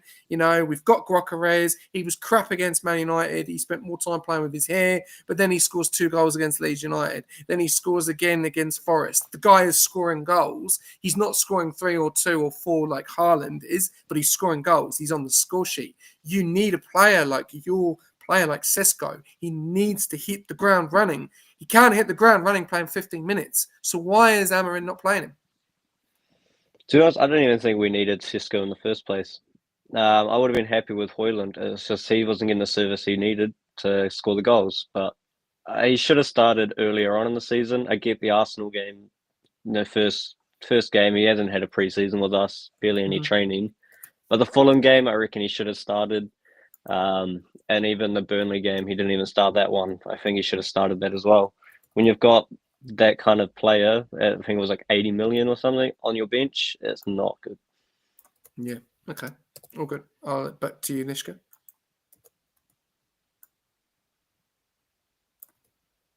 You're on mute, Nick. Are we still on this top 10, top 4 club? No. Is that the question you want to ask? Do I want to answer it? Yeah, well, no, we were just talking about something else. That was all. What was the question to me? I don't know. You were going to talk. I was going to talk. No, someone said something to me. That was me. I was going to talk. Okay, keeper. Sorry. All right, over to you. Sorry. First of all, I do have something to say, but I'm just going to touch on your question that you've got there at the moment. I don't think they're a top 4 club or a top 10 club. I don't think they'll even finish in the top 10 this year, personally. But I'm going to be frank and blunt for a minute. Some people might see it as bias because I'm a Liverpool fan. I'm not supposed to like United, but my blunt honest opinion is Amorim's got to go. All right, I don't have the stats in front of me right now. I think I seen it the other day. He's coached something like 32 games. 16 of them have been losses, and he's only won 26.8% of the games he's coached at United, which for a club like United is absolutely unacceptable. But my biggest concern that I saw on the weekend, right? You've only got 2 attacking players on your injury list at the moment, which was Mount and Cunha. That's only 2. That's not an injury crisis, yeah? You're playing a Manchester derby, and your bench had 1 striker on it, 1 attacking midfielder, 2 goalkeepers, and then the rest of them were defensive midfielders or defensive players. How the hell are you supposed to beat a side like Man City when you've got no attacking depth on your bench whatsoever? You had nothing to pivot to when you went behind because your whole bench was set up for you to take a 1-0 lead and then sub all your defensive players on and defend it. I'll go next. How many managers can you keep going through? Before it's got to be more than that. But It's he's had a got to go higher than that. It's Yeah, the back, I it's the agree. back room, it's the board, it's the whole lot. They need a full clean out. Yeah, I completely agree, Nick. But my concern, he's had a full off season. He's only got 2 injured attacking players, and he's got no attacking options on the bench. What the hell did they do with their off season and their transfer window? Yeah, but what can you do? What can a manager do if it's a toxic environment already? The whole back room, it's all negative. The players are feeling all shit, feeling all this pressure. There's all this shit happening behind the scenes that we don't see. We only see what we see on the pitch. Yeah, we don't see what's going on internally. So internally, they need to clean out from the inside out, and then we may 100%. see some better results on the pitch. But it's got to go. Goes deeper than just the manager and the players. Oh, I do agree, but I do think the manager's got to go, and I think he will go. I mean, European media is very different to Australian sporting media, and when you lose a Manchester Derby 3-0, and you've got ex players coming out saying the manager's got to go, and the media saying how long's he got left, I guarantee you it was imminent before he's sacked. No, another bad result, he's gone. I don't think it is. Those guys are part of the problem. The Glazers, they're the problem. And we'll touch base on that question in a minute then. He's coming. What about you, Caps? Man United a top 4 club or a top 10 club? Yeah, neither. But I want to touch on what Keeper and Nish said a little bit there, right? I understand the sentiment that there's obviously a systemic issue at United, 100%, no doubt about it, right? But I think there's a bigger issue in terms of Amorim is not the man to lead United forward because he is so stubborn in his ways. I don't see a 3-4-3 working. He shouldn't have the time because I just don't think you should put all your eggs into one basket. You need to be pragmatic. You need to be able to pivot. You need to be able to adjust. That's how the top managers always function, how they always operate. They're always willing to make changes, adapt, overcome, actually find solutions instead of bang their head against a brick wall, doing it again, and then expecting a different result. It's not how you play football. You need to be adaptable. You need to be changing, right? You're in the same league as an absolute tactical genius. I mean, how many times in the last 10 years has Pep Guardiola changed the way Man City plays? Yeah, exactly. If you're not going to be able to beat a coach like that if you're just hitting your head against a brick wall, trying the same thing over and over again, and you refuse to change what's not working. Correct. And I think that it's actually the issue is the board, but not in the way you think, Nish, in my opinion. I think it's just simply the decision-making that's happening, right? Like, why is Amorim the man that was selected to bring this team forward? They knew the way he played in the get-go was going to be a 3-4-3. They've seen it when he also employed the same system when he was at Benfica, I think it was, before he was moved on to Sporting. Like, it was there in black and white. I'm very confused as to why this guy was even nominated. Like, Liverpool had a look at him before they got Slot. There's a reason why they did not get Ruben Amorim, right? So, like, it needs to be a decision-making. It doesn't fit the culture, maybe. But it's not even the culture. But it is, though. It's culture. It's staff. It's money. It's everything, you know. And the biggest problem that people say, I'm going to go away from United, right? Let's talk about Tottenham. You know, Tottenham have said the main problem in Tottenham is Daniel Levy. And what happened? He leaves. He's gone. Right? So there's no excuse now for Tottenham. They've got Thomas Frank, who I think is a very good manager. I hate Tottenham, right? But I like Thomas Frank. I think Thomas Frank will do well with that team because I think they've got some players that can make a difference. Do they have the attitude? This is the question. They haven't won a trophy for a long period of time until the Europa League. Man United have the players. They do have the players. They've got De Ligt. They've got a goalkeeper that they've just signed. They've got the players, but they just don't seem to have. And Roy Keane said it. They don't have the mentality. They think they're too good for the club, and it doesn't work like that. That shirt that you wear, you've got to wear that with pride and not be bigger than the club. And they think they are, and that's why they've all been shipped out. Højlund's gone. Antony's gone. Sancho's gone. Sancho came from City.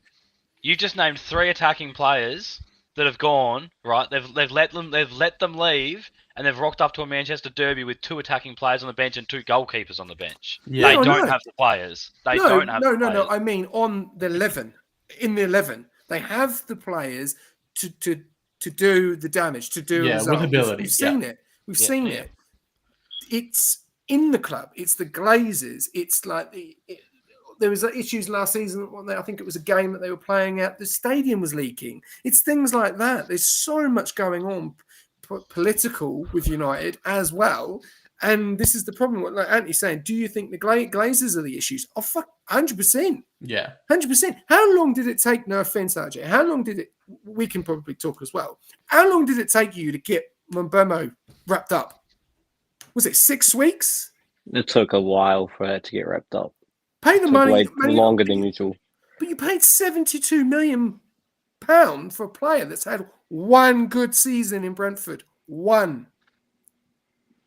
You could have bought Rafael Leao for 69 million, you know, who is, no offense, a lot better than Brian Mbeumo. You know, this Sesko, he was the last resort. You wanted Gyökeres. Why did Gyökeres not go to United? He's played with Amorim. He knows him. Why did he not go? Maybe that's the problem. He knows the coach. And this is the same problem with Newcastle. Look at all the players that they went for. Couldn't get any of them. They tried and tried and tried, and they were big, big, big players. Man United have done the same. They're not in that. They're not up that pedigree no more. And that is a big, big problem because you're looking at Man United and you're thinking, no Champions League football, no Europa League football. They're out of the Carabao Cup against Grimsby. They're in the FA Cup. They've got one trophy, and if they don't finish well, they win nothing again.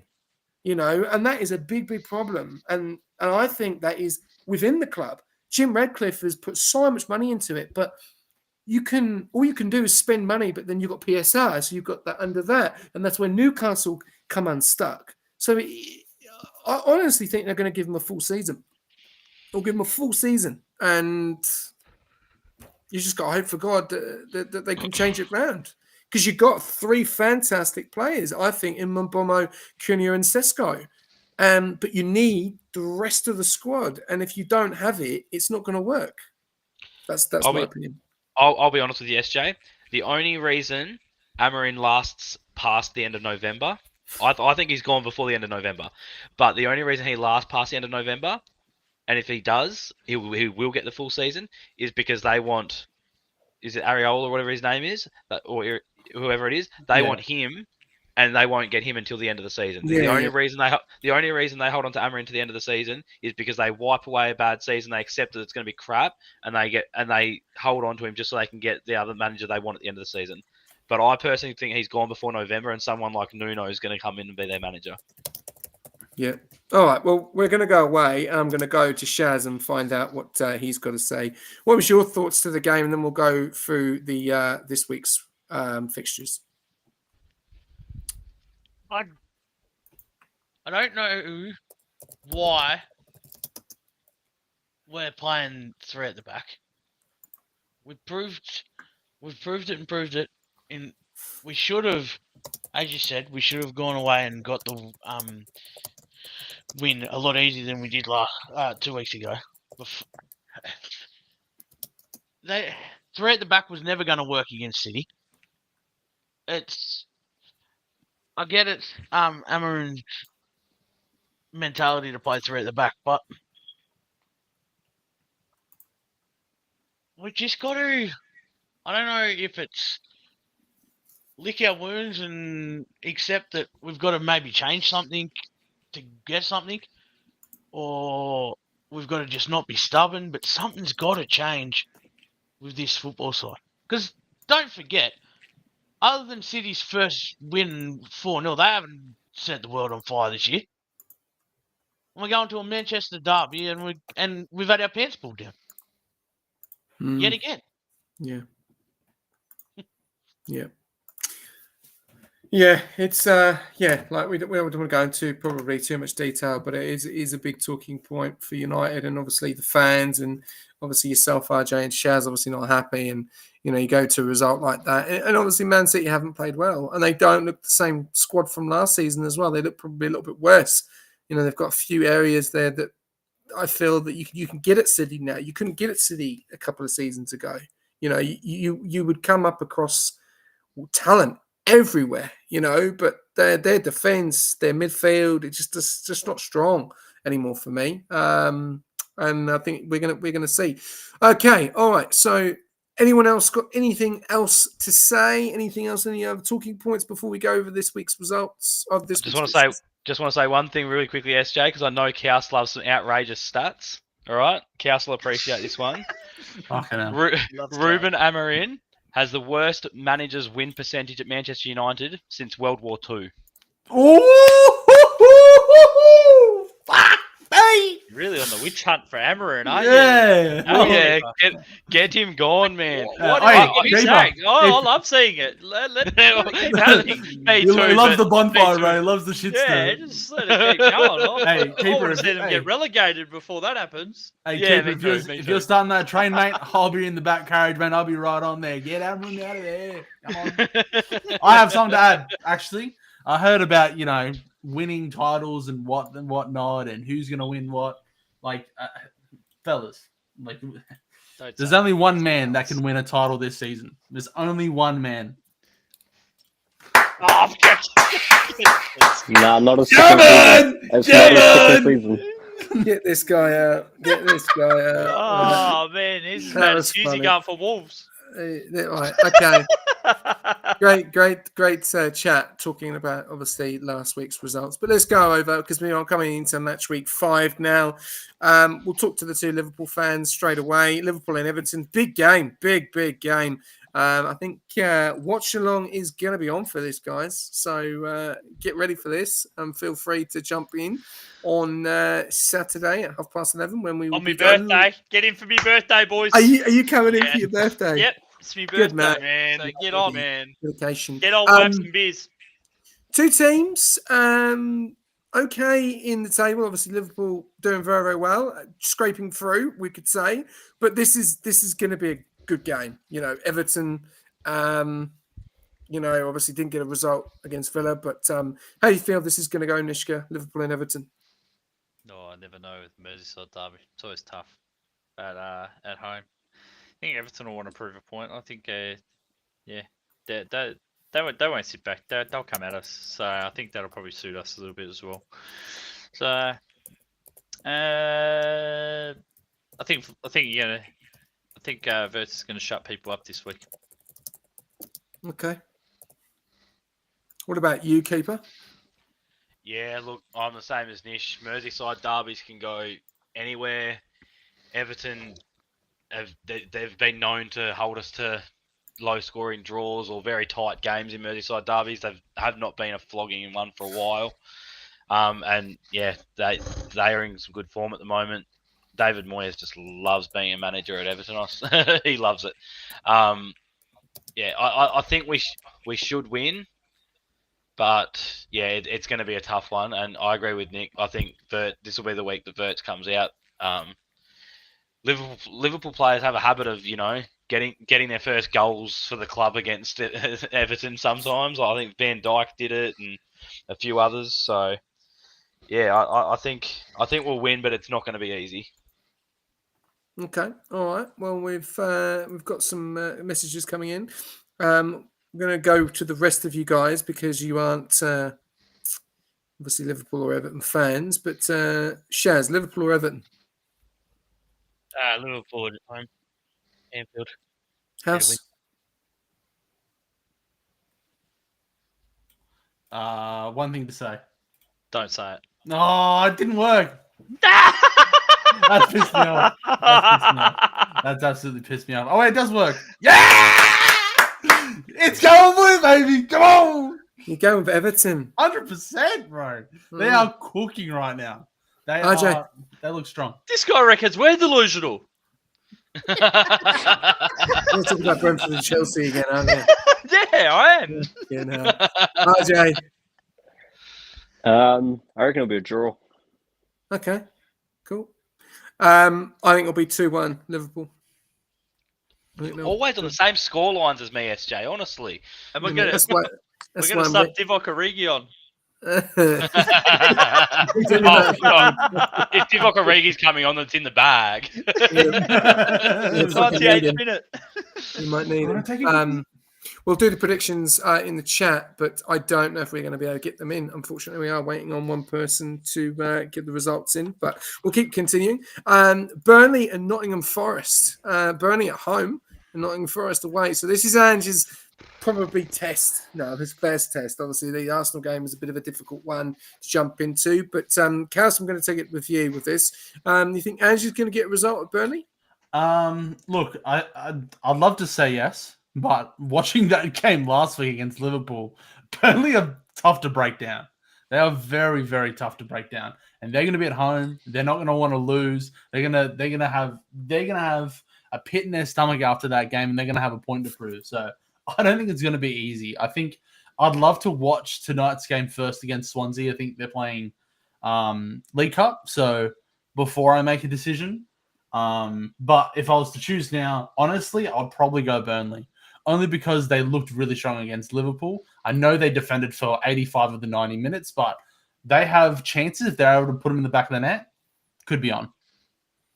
Andy, write all your predictions, mate, to me in a DM, please. Cubby. Do you think, Chaos? Do you think that Burnley may come out of their shell a little bit more, being against a team that's a bit more gettable?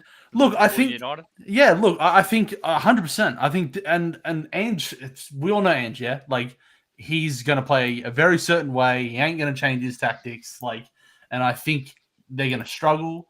I can see Forest losing this one, and I think especially they'll have a bit of confidence.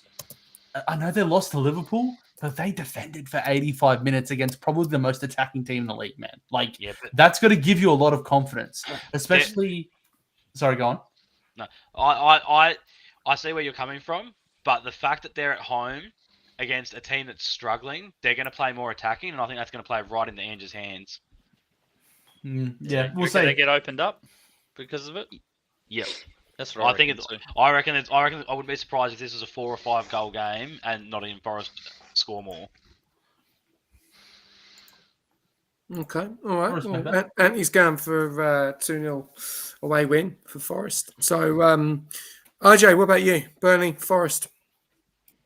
I'm going to be Burnley. I think Ange has still got to have time to sort this team out with the tactics and stuff. But I reckon Burnley will get a cheeky win, I reckon. Really? Okay. Not having much faith in the old Ange there. Okay. Not at What the about you, moment. Nishka? Nishka, what do you think? I think Forest's going to win 3-1. Okay. Keeper? Yeah, I'm exactly the same, man. I think 3-1. 3-1 or 3-2, but I'll go with 3-1. Shaz?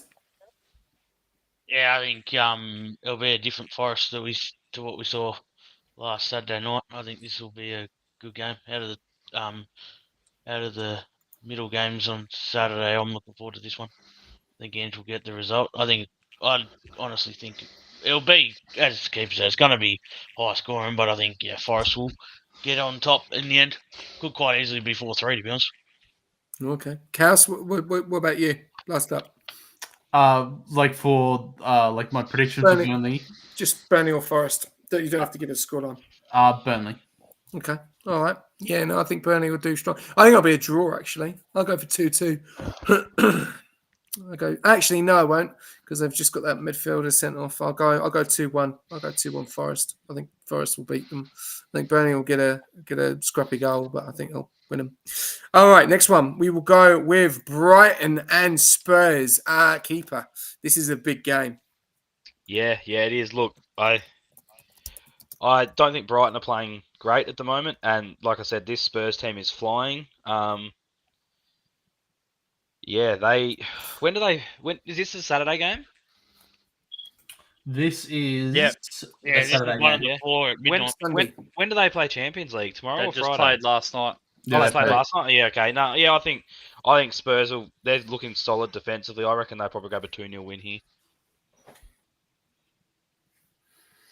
2-0 at the Annex. Yep. Tough place to go, mate. It is, but I think they're a different team under Thomas Frank, mate, and they look a lot more solid defensively. And I think Brighton have been struggling, and I think they'll struggle to get score against Spurs. Okay. RJ? Yeah, I agree. It's Tottenham are doing really well in Brighton, especially against Bournemouth, which are just not that good. I reckon it'll be like a 3-1 win to Tottenham. Yep. Anthony, mate, you can still fire any predictions in the chat, bro. It's just you can fire all to me in DMs as well, so I can write them all down and give them to Uzi when he gets his arse into gear. Nishka. I think I think I'm thinking down the same line as what Keeper was thinking. I think they're going to be a little bit flat after the Champions League and having to go down to Brighton. I think this could be a draw, man. Okay, cool. I think Shaz? that's why Keeper was asking. Yeah, this is going to be a danger game for Spurs, but I think they'll get the job done. Cool. Cass? I've always seen Brighton as like always this team that Spurs struggle against, and especially at the Amex. I think Brighton have this one. Okay. I'll ask Anthony. Right, your predictions. I'm just going opposite to whatever Nish and Keeper say. I'm going to be honest, bro. I love it. I love it. That's brilliant. That is brilliant. So Wolves next. I'll go for I'll go for a draw. I think I'll go for a draw. Let's go. Let's go, SJ. I'm never gonna tell fucking. Oh, okay, Anthony's going for 2-1. 2-1 Brighton. Yeah, not bad. All right, we'll go straight to you, Cass, because this is your team, West Ham and Crystal Palace. Yeah, West Ham are a bit of a spliff. I'm going to be honest. I think this is a Palace 3-0. I know that sounds crazy, but yeah, I don't see West Ham doing anything. They're in a rut. So yeah, we should walk all over them. And you know what? If we lose, I'll cop it next week. It's fine. Okay. West Ham keeper. Do you think it'll bounce back against Palace? They're at home again. I know they'll be back up to 11 players this week, but sentiment still remains from what I said earlier. Souček's a massive part of that midfield, and they're going to miss him. I think Crystal Palace win this one pretty comfortably. Really away, okay? Because I'm thinking that West Ham are going to come back all guns blazing. They can't afford to lose another game, otherwise Potter's out. I think Potter's gone. I think Crystal Palace win this one probably 3-1. I mean, they got their pants put down by Spurs in their backyard, mate. Yeah, I don't think they'll allow it again. I don't think they will. Jared Bowen, and he'll turn up. Nishka, West Ham. I'm going to have faith in that they start a striker this week, and I think they're going to win. Crazy. That is wild. They didn't start a They're striker. Callum Wilson out of retirement. Whoa, yeah. They have Next about thing 5 strikers on the bench, and they don't play any of them. Yeah, that's Next thing wild. you're going to tell me Manchester United are going to have 1 goalkeeper instead of 2 on the bench this week. Yeah, that ain't happening. At least They need 4. Can we play all 4? Yeah, at the same time, they need him in the goal. Not on the bench. Exactly. We need him in the goals. And we'll still lose. Talking about Man United, though, did you hear that Onana got man of the match in his first game? It's the leaving United effect. Did you see the saves? Cass? To be fair, No, I haven't. But that just makes my point. I appreciate that, SJ. But I'll have a gaze after. Wow. to be fair, mate, it doesn't surprise me to hear that. It does not surprise me to hear that. Like I said, the United jersey is one with a lot of pressure, and Onana was one hell of a keeper when he was at Inter Milan, man. Oh, He yeah, was 100%. brilliant. So, I doesn't think surprise Arsenal are me going to if go for anything. him. RJ and Shaz aren't going to want to come back. We've just beat up on United or something shocking tonight. Yeah. No, it's all right. It's Look, all right. I've got 10 years plus of United fans ripping us apart to get out of my system now that they're bad.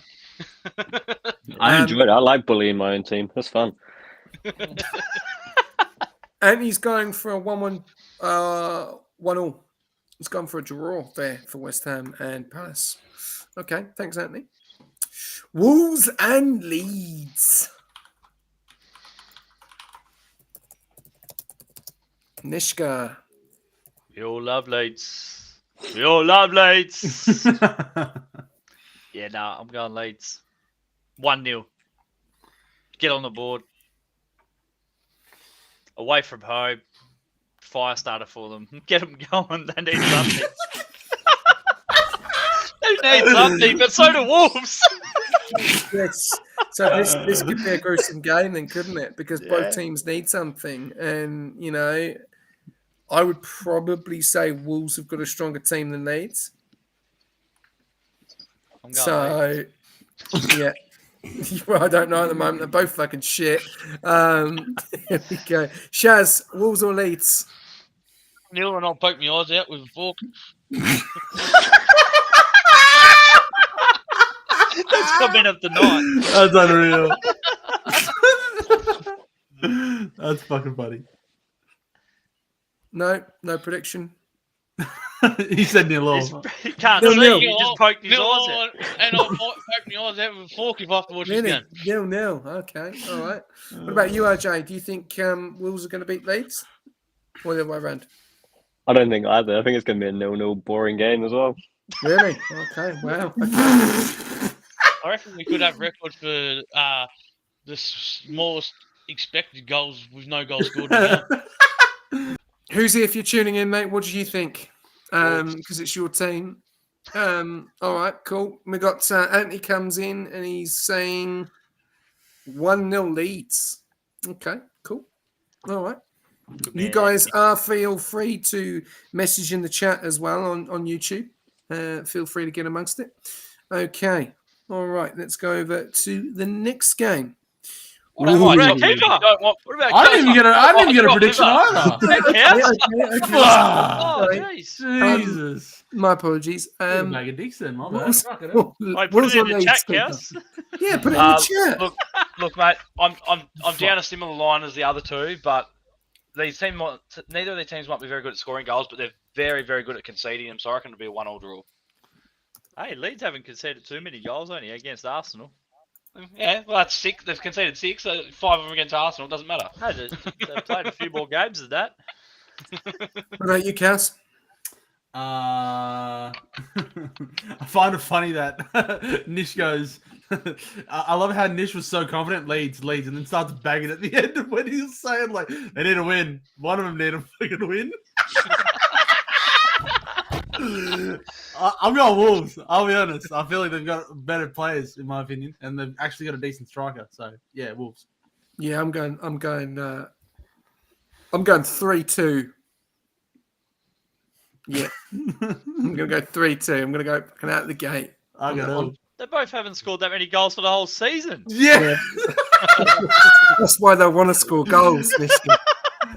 I got it. All right. Let's managing again or something. One of these teams. Far out. 3-2. You never know. Well, if you look at the Juve and Dortmund score, you wouldn't have thought that would have been. Yeah, that was an unreal game. So That was an anyway, unreal game. we'll touch base on that in a bit. But all right, there we go. Next one: Man United or Chelsea. Keep it straight to you for this one.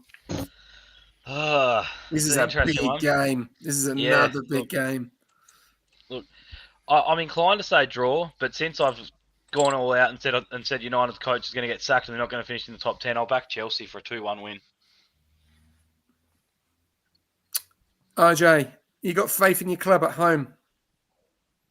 I never have faith in my club. Neither wherever they go, I don't have faith at this rate. I mean, 2-1 is generous, honestly.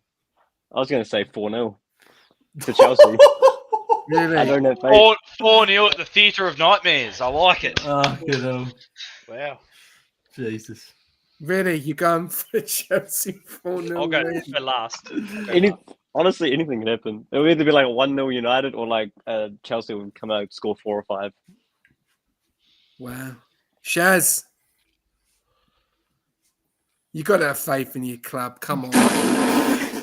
Mate, these are Come game on. predictions. He's not who struggling. scores. Look at him. That really tells the story. All right, I'm going to put faith in them one last time. Bruno Hattie, and we win 4-1. All right, let's calm down. Fucking hell. That's a bit too much. How did you go from this Bruno Shaz? How Hattie. did you go? Bruno Hattie from playing central defensive midfield. Bruno Hattie 4-1. Yeah, that was crazy to switch up. That was too easy trying to figure it out, bro. 4-1's a bit fucking optimistic. Yeah, optimistic ain't the word. No, Fucking hell. I'm saying have faith in your club, but not over fucking cook it, you know? Well, we do with Okay. everything goes. All it's I've true. got to ask you, Shaz, if you think they're going to win 4-1, Who's taking over as manager before the game starts? No, I like that. I like that. Pep Guardiola, mate. I'll and do it myself. Cows.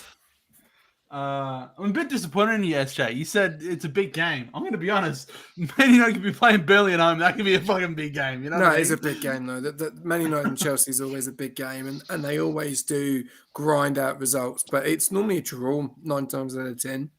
Yeah, I don't think it'll be this time. I think it'll be a Chelsea whitewash. I backed him last week. I got disappointed, but I'm going to double down. I'm going to back him again. Go on. So what are you thinking? Like 4-0? Really? Yeah. Someone's on the same wavelength, which is good. Yeah. Okay. All right, Nish. We've absolutely bagged the shit out of United, so United 1-0. Sympathy. Who's vote, scoring? sympathy Who's prediction. scoring? Who's scoring, Nish? Amarin. Amarin. Saving his Maguire job, probably he's hit going to it. sub himself on in the Fuck. 90th minute. Amarin. Guys, Jesus. Shesko will score, and we'll all sing his praises next week. There you go. And I've asked you, keeper. Yeah, mate. I said Chelsea 2-1. Yeah, I'm going to go with Anthony on this one. I think this will be a draw 2-2. Yeah, I think they'll grind it out and it'll finish all level. Fulham and Brentford. Shaz. Yeah, I don't know. I know. I love the Bees, mate. I just do. I say Brentford 2-1. Nishka. Fulham 3-1 at home. Okay. Caps. Fulham 1-0. Keeper. Fulham 2-1. RJ. Brentford 2-1.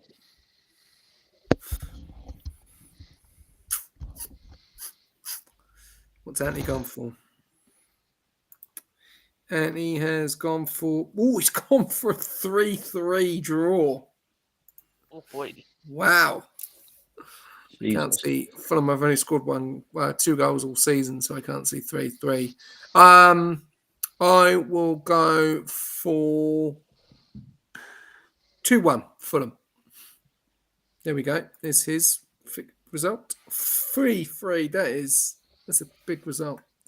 All right, cool. We'll go over to our next one. Sunderland and Villa. Cass. This might sound crazy, but I reckon Sunderland will win 2-0.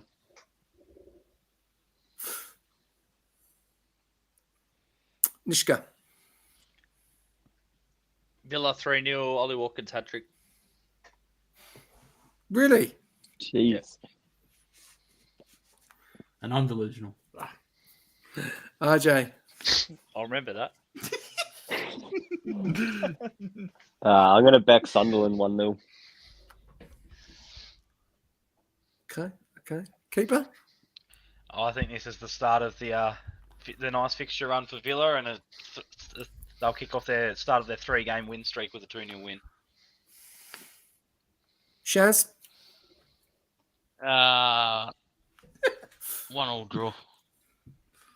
Okay. I'm going 2-1 Villa. I think Villa will get the result here.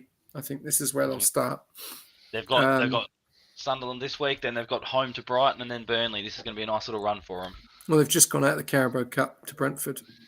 Yep. On pens. All right. We are getting to the closing stages of match week number 5. This is a big game as well for probably both teams, Bournemouth and Newcastle. RJ.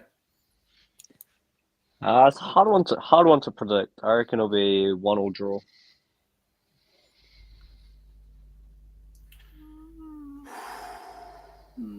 Okay, yeah. Keeper? Yeah, look, it's going to be a very, very tight game, this one, but I think being at home and Newcastle coming off a tough game against Barcelona in the Champions League, I think Bournemouth will get up 2-1. Okay. Nishka? Champions League football. It's a big trip from Newcastle down there. Bournemouth 2-0. Okay. Cass? I think it's going to be a very volatile game. I think Bournemouth will win 4-2. I think it'll be volatile as. Okay. Did you say 4-2? 4-2. I did. You didn't. You weren't playing tricks on you, mate. I did say 4-2. Wow. I could see that. I can just see it that being like super that. volatile. I've got no Gordon, have they? Nope. No, Gordon. He's still suspended for this game. And he's But gone. They will get to rotate because Gordon will play against Barcelona in the Champions League. And he's going for 2-0 win to Newcastle. I'll Worry about go. their depth. Just Semio, man. He's on fire at the moment. Yeah. Yeah, Phenomenal player. I think that Friday Champions League game makes this very hard for them to come up again and then have to play away to Bournemouth. 3-day break. It's tough. Having to go all the way down to Bournemouth. It's tough. Yeah. I'm going 2-1. 2? I'm going, yeah, to Bournemouth. Yeah, I'm going 2-1.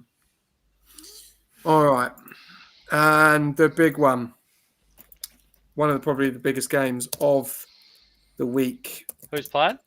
Arsenal and Man City. Who? I think Man United Chelsea is a bigger game. That Yeah, it men's is. league, is it? There's some big games. Chaos, Arsenal and City. Yeah. Battle of the best striker in Europe and the wannabe. Yeah. I think. What do I think? Donnarumma had a really good game last week. He had a really good game. I struggle to see Gyökeres to get past him, honestly. Even if he gets through that leaky defense, the only way he's scoring a goal is from the tap in from an assist from Eze. I'm saying 2-0 City. Oh, wow. I'm saying 2-0 City. Big call. That's Big a call. big call. It is. Big call. Eze doesn't like that one bit, though. I'll talk to you about it in a minute. I can't see it being nil. There's going to be goals in that game from both teams. RJ. Yeah, I reckon both teams will score, but I reckon Arsenal will win it 2-1. You I can, like kiss this his, guy. you can kiss his bum later if you want. It's all No, good. it's just because I don't like Man City, so like Yeah, he's I United. don't like fan. either teams. Keeper. Yeah, this is going to be a it's going to be a tough game. Like City need to win this, and obviously Arsenal don't want to drop any more points to Liverpool, especially if Liverpool do get that win on Saturday night. I'm going to go Arsenal 3-1. They absolutely smashed City last time they played at the Emirates, and I don't think they'll smash them, but yeah, I think they'll be too strong. You're a kiss ass too. No, I just hate I was City. waiting I for think someone they to say it. shit now. So would you say Arsenal what? 3-1. Shaz. Don't you dare do it, Chaz. Hey, mate, last time this fixture was on, Arsenal beat them 5-1. It's going to piss me off.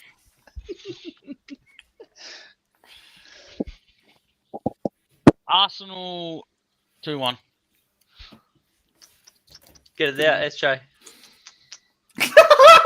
You're such a hero, Nish.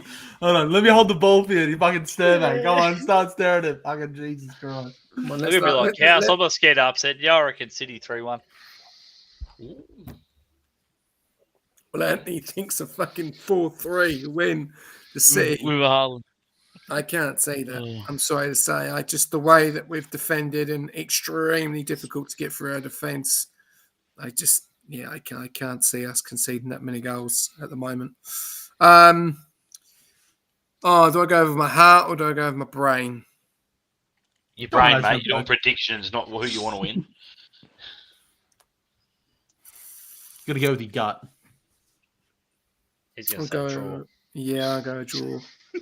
Yeah. I knew. I don't want to say draw. I want to say win. I think we can beat City. Feel I free to don't- Go drop with the your point, team. though. Back your team in. You told Shaz to back his team Yeah, in. come You on, Yeah, back Espen. your well, This is team where in. you need to double down, son. I reckon 3-1. To City. How'd you go from- Ah, How'd you go from 3-1 draw to City. 3-1? No, we'll beat them. We'll beat them 3-1. We'll beat them 3-1. I feel that we. How'd you go from draw to 3-1?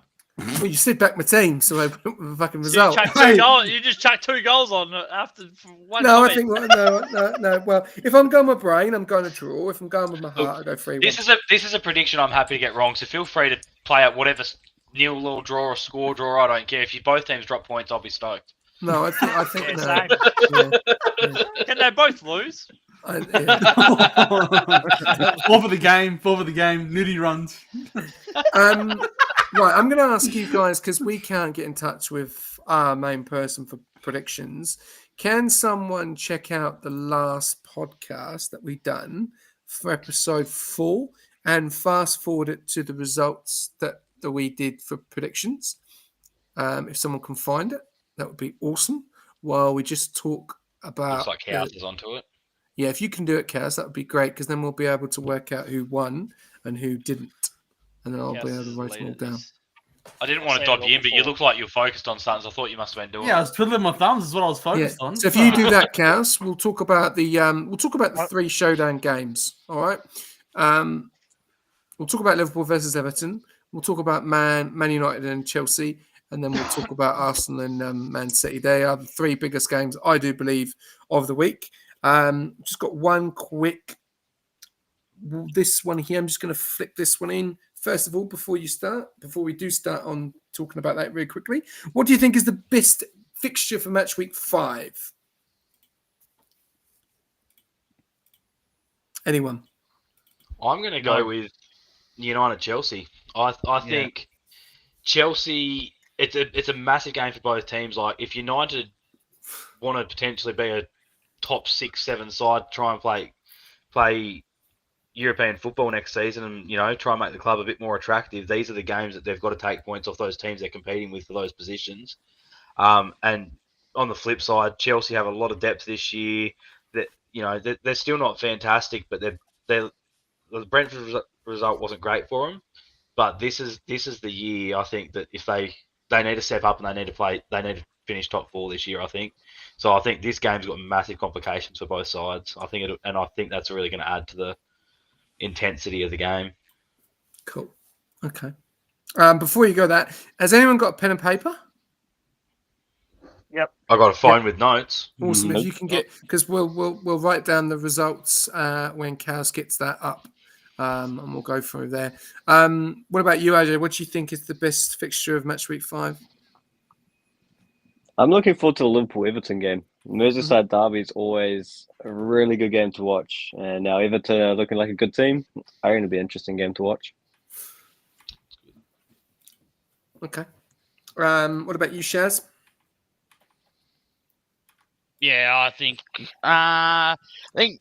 United Chelsea, just for the drama of the fact of whoever drops this game, it's gonna be interesting. Yep. Cool.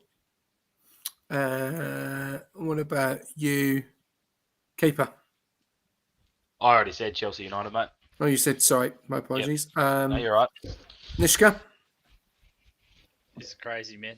We're all saying United, Chelsea, bro. They're fucking 2 bottom half teams. How are we not talking about the 2 teams that are playing for second? City aren't City playing are. for second, mate. Mhm. City aren't playing for second.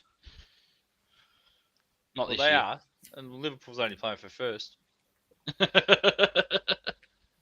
So it has to be that game, doesn't it? Surely. I think you could make an argument for all 3 fixtures, to be honest. But yeah, I just think that the United Chelsea game's got the biggest implications for both those sides.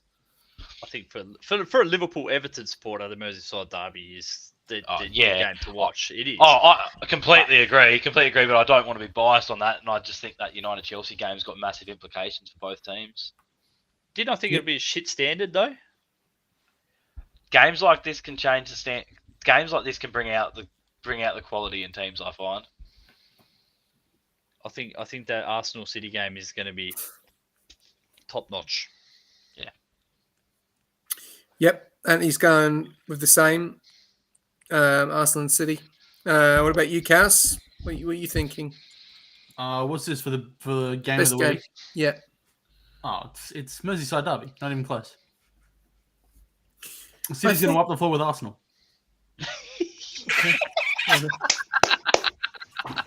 I like the answer. A few things cooking. Hold on, wait. Oh, your wrist is a little bit stiff there, Nish. Just that's it. SJ? I'm gonna go Liverpool and Everton. You're allowed to be a little bit biased. No, I'm gonna go Liverpool and Everton because they're the ones that've got the pressure because they're leading by a point. If you drop 1 point and Arsenal get a result, or Chelsea get a result, you're going to come under pressure, and that's when things start to change. And obviously with your Champions League fixture tonight, anything comes out from that, because Atletico, they're a hard team, man. They're a strong team, come in with some big tackles. So even though they don't have their star player, I'm not going to go Arsenal City. I'm going to go Liverpool and Everton. Okay, saying that, SJ, you say the pressure's on Liverpool. Okay, so if we win like we're expected to, who's the pressure going and who loses out of City and Arsenal? Oh yeah, always. But it's That's a 6 point difference. Yeah, but it's good to follow it's good to be followed instead of being chased. I'd rather be 6 points ahead. And one of those teams could be 6 points behind. Yeah. It's a big gap. It is. It is a big gap, and you don't want to start playing those gaps already. All right, let's touch base on a few of the Showdown games, and then we'll see what the results were. Cass, have you got it? Did you find it? Well, I was about to say, what am I meant to do? Like, just calculate the results? I just need to know when we went through it. He brought it up on screen, and it came through, and obviously we know the results. So we just want to know who got it right and who got it wrong. Yeah, but what's the point system though? Because we did like the scores. So is it 2 points for like you getting the score right or something? Like what's the? It's 1 point for the result. Yeah. And 1 point for the correct score. Right. Do we have like the carryover from the weeks before? What was it? 7. That would be on. Probably. I don't think about the carryover. Yeah, don't worry about the carryover. I think it was 7-5-2-2. I think. Okay, all right, I'll sort it out. Good. No worries, mate. I'll leave you to it. Let's talk about the first game, Liverpool and Everton. What do you think we're going to see, RJ, from these two teams? Everton with obviously the scoreline 0-0 against Villa. They're playing obviously Merseyside derby. It's a big game for them. They definitely want to show what they've got. They're a different side than what we've seen before, especially with Grealish being added. So do you think they'll cause Liverpool problems? I reckon they will. If they play Dominic Szoboszlai at right back and you're up against Jack Grealish, it's going to be a mismatch for them. It's going to be a really close game. It's going to be really aggressive. It's always like that for a Merseyside derby. It's going to be a really good game, I reckon. Okay. What about you, Shaz? What do you think? Yeah, ultimately it's going to come down to, we know Liverpool are going to attack. They're going to try to score. It's going to come down to whether Everton are going to be able to match it with them for the full 90 plus minutes. That's going to be the crux of it in the end. But you, Keeper, are you pretty confident? How do you think the game's going to go? Oh, look, mate, I'll be honest, I'm not confident. I don't want to sound annoyed, but I am. I really think more questions need to be asked of the FA and their fixturing. It really infuriates me that we're playing Champions League football on a Thursday and then playing the first game on a Saturday in the Premier League with only 1 day break. I think it's an absolute joke when you've got Arsenal playing Wednesday and then Monday. Like the fixturing's appalling, and that's heavily going to affect the team. We've got Atletico Madrid. If we want to win that game, it's our home game. In the Champions League, you need to win your home games, yeah. So we're going to have to field a full strength side, but you don't want to be fielding in a subpar team in a Merseyside derby either. So we're probably going to be having we're probably going to be having 11 players, or very close to nearly a full starting 11, playing 180 minutes of football in the space of 48 hours of each other practically. So it's not ideal. I do think we can get the job done, but it's our players are going to be exhausted, and it's going to be a tough game. Nishka, do you believe that Liverpool will field a different team that they've done with Burnley? You know, we saw Andy Robertson play. He played quite well when he came on. We don't know the lengthy situation with McAllister. You know, Isaac is in the wings at the moment. I think no one knows what's going to happen there. I think it'd be a game that would be good for him to start. I don't know if Everton are going to be too aggressive for him going into that, but they've got to play him eventually. Do you play him in a game like that? I think a lot's going to depend on how things go tonight and how guys pull up from the game tonight. With how we line up, we've got a couple of guys sort of coming back from injuries. Frimpong being one of those. I'll probably expect to maybe see Connor Bradley play maybe this Saturday. I think they'll use Szoboszlai right back for the game tonight. So I think we may see him come into the team. It depends what sort of work Wirtz, Gravenberg. I'm not sure on McAllister what the sort of extent of that knock was. So it's gonna depend. We may see Curtis Jones maybe. Just quickly, Nish, on that, the rumour at the moment is that Frimpong will probably start tonight, and Szoboszlai will slot back into the midfield because McAllister's not good to go. But we'll see. We'll see. Yeah, so we may see Frimpong for maybe 60 minutes tonight, and then you might see Bradley come on for the last 30 minutes, depending game situation. I think, but for the weekend, it'll all depend on what happens tonight. I think. I've got a question to ask you, Nishka. Just like something's going through my head, and as you as a Liverpool fan might have an opinion on it. Do you think, given his experience and the fact that it's a Merseyside derby and tempers can flare, that Andy Robertson starts on Saturday ahead of Kirkes because of his tendencies to be a bit aggressive? Yes. I think possibly, but I don't know. Sometimes that brings the best. Tonight. I think that brings the best out sometimes in a game like that. You need a bit. Cool. You need a bit of, fire starter. I like it, man. Brings energy. Yeah. Obviously, you don't want him to get a yellow card in the first 10 minutes like he did last week, but I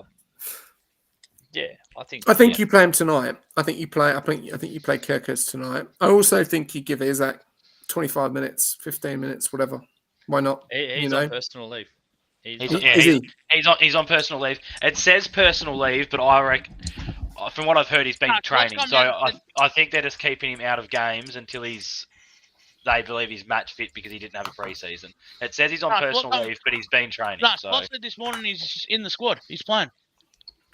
What, tonight? Yeah. He said he's in the squad and he's a chance to play. Oh, that's news to me. I thought he's on personal leave till the end of September. He's in the squad tonight. He's listed. He's listed on the injury report as personal leave, but he's been training. So do you play him for 15? That's interesting. Maybe he's keen to come back already. Do you play him for 15 minutes?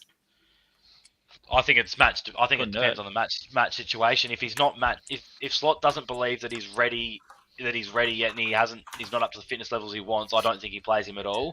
But it all depends on the game situation. If we're okay, all right, 0-0 75 minutes. 0-0 75 minutes in. Yeah, 75 minutes in, and we're drawing or we're behind. I think he comes on. But I think if we're 2 goals up, he doesn't play. You don't start him in the derby. I'd put him on if we were 2 goals up. Just give him 15 minutes. And you don't start him in the derby. No, I don't. I personally wouldn't make any big changes to the squad for the Merseyside derby unless we have injury concern, unless injury force or something like that, I think it's important to keep our starting 11 as close as what it has been. The only thing I would really want to change in the Merseyside derby is get Soboslai back into the midfield and actually play one of our right backs at right back. Yeah, definitely, because it's a weakness. You can see it's a weakness, and I thought he struggled against Anthony at Burnley. I thought he had a very, very good game, and I think you get another winger. How's he going to go up against Grealish? That's going to be an interesting matchup. You get a quicker winger because he's not a defender. So and that's what they're doing with Real Madrid at the moment. They've told around to Arnold, TA, you're going to play right wing. You're not playing right back. He's a right back. So, what the hell are you on about? I'd argue because his defending's not that great, and he's a brilliant crosser. So playing him at right wing's not actually a dumb idea for Real Madrid. But that's what they've said to. But he's not going to get in, though, is he? He's not going to get in there ahead of Vinny or Rodrigo, even though Vinny was on the bench for the first time. So I don't know. I don't know what's going on. Trent's injured anyway, so yeah. Anyway, Kaus, thoughts? What would you think? Everton and Liverpool. Everton and Liverpool. Yeah, I think Everton are on fire at the minute, and they're playing some great footy. Grealish looks phenomenal. Drewsbury Hall looks phenomenal. Beto seems to be in the right place at the right time. That's what he needs to do as a number 9. So, and Liverpool looked really, really toothless against Burnley. Look, don't get me wrong. It was a 5-back. It was a very, very low block. It was hard to break down. But I'm concerned. And look, I have no doubt that they have lots of ability and they can easily shatter this game open within the first 15, 20 minutes. But I don't know, man. I feel like Everton got a point to prove. They've got a lot of energy going about them. There's a big buzz. I don't know. It'll be a big game. It'll be a very, very big game. It'll be a big test for both teams. First Merseyside derby in the new stadium too. Yeah, it'll be unreal. I think... No, it's at Anfield. No, it's at Anfield, isn't it? Anfield. No. Yes. Yeah. It's at Anfield. Oh, okay. I don't know. Do you think that some of the Everton players can cause serious problems? You're talking about Beto, and you're talking about how little bit fragile the defense is at the moment. Do you think that Beto can give Van Dijk a little bit of a run for his money or not? Or do you think it's going to come from the wings or it's going to come from the midfield? We know what Grealish is like. We know what... I can't think who the other winger is that they've got. Ndiaye. Ndiaye. Look, I think it's clear it's easier to say that the strength will be from the wingers, right? Grealish and Ndiaye have been phenomenal.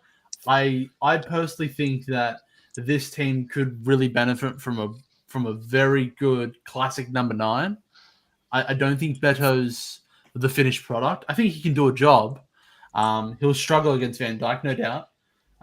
He'll struggle against Kanate. They're two very big boys that will not make it easy for them, and it'll be Merseyside derby, so they'll get up for it. But I don't know. I just think that there's this freedom that the way that they attack that is just, it's phenomenal to watch. It's really, really refreshing. There's not a fixed system that you can look at and say, this is how they're going to play. Their system is, give the ball to Grealish. If you can beat a man, then fantastic, get in the box. If he can't, he's going to lay it off for someone, and then you've got to try and create something, either Drewsbury Hall and find a pass into the box, or Ndiaye get on the other side, right? There's not like a fixed product that you need to... There's not a fixed way that the way they play that you need to defend against, right? So I think Liverpool will struggle, in my opinion, defensively, and I think Everton can win this game. Well, my only question for you, Chaos, is who've Everton beaten though? Yeah, I mean, look, sure, it's a good question, right? They've beaten Wolves. They drew against a pretty lackluster Aston Villa, Brighton. I see the point. Yeah, I see the point, right? They lost the lead, righto. I see your point, Nish, but I just think there's a buzz, and I think that can cause a lot of damage, and that can really, if the dressing room is good and their mentality is good in these players, and they get up for this game, they now have ability in Shrewsbury Hall and Jack Grealish to make differences in games, right? I personally believe those are Champions League level players that are playing in a team that's not there at the moment, and I think they're players that can overperform and outplay many defenses, and I just think I have faith in them to be able to make the difference and to It's maybe on the win night, this game. though, isn't it? It's on the night. We know True. that Pickford is he's number one for England. And he is a good goalkeeper, and he does make some fantastic saves. But also got to take into account, this is my take on it, is that Anfield is a fortress. And if Everton get a result away at Anfield, that's a result for them anyway, even a draw or whatever. I feel that Liverpool's front three is just too much firepower.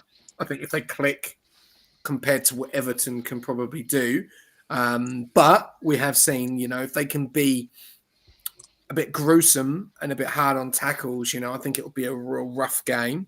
And it's going to have to take something. And I think Liverpool will be a little bit nervous going into that game because they weren't the best at Burnley. And we're going to say it, they were lucky to get the result, but end of the day, a result is a result. But I still think Liverpool will be too strong overall on the night. Let me also add one more point there. Yeah, David Moyes' teams are horrible to play against. They are horrible. That's what I mean. Being gruesome, hard tackles, causing they are problems. Horrible, and it's going to be a Merseyside derby. David Moyes managing. I don't know, man. I can see it being a dog of a game, and Everton love that. They're going to love it. They're going to thrive off of it, and they're going to find pockets of opportunity that Liverpool didn't even know existed, in my opinion. Okay, fair enough. Well, that's the showdown on Saturday, so feel free to tune in. We'll have to work out who's going to be on watching that. Let's go over to the second game. We've got one more game left, and then we'll go over to the results, and then we will wrap it up there. So we'll go over to the next one. We'll go straight to you, RJ. Man United and Chelsea. Obviously, Chelsea getting a draw against Brentford. Unfortunately, you losing the derby. Home at Old Trafford. Got to see Sesko starting again. Got to see him. He looked good. He looked good when he came on. He did look like a little bit of a rabbit in headlights for a period of time, but he's very, very good in the air. So yeah, what's your thoughts? What do you think we're going to see? Well, United need a result. If he can push Bruno forward more and play Cobby, I reckon that we could have a chance against Chelsea. But I still, watching the City performance, it is going to be, if United get a result, it will be lucky. It's not going to be a good game to watch. There's not really much to it, I think. Yeah, we don't have the good midfield that we should have. I think Chelsea are just, with Enzo, Caicedo in that midfield, they're going to run through us, I reckon. Do you think it's going to be a battle of midfield? 100%. Okay. Well, what about you, Shaz? Yeah. It's going to be a game that's going to either sprinkle some hope for United fans, or we're just going to go through the same evolution again and again and again. I think Bruno needs to go attacking. I think we just need to probably throw caution to the wind a little bit. Mm-hmm.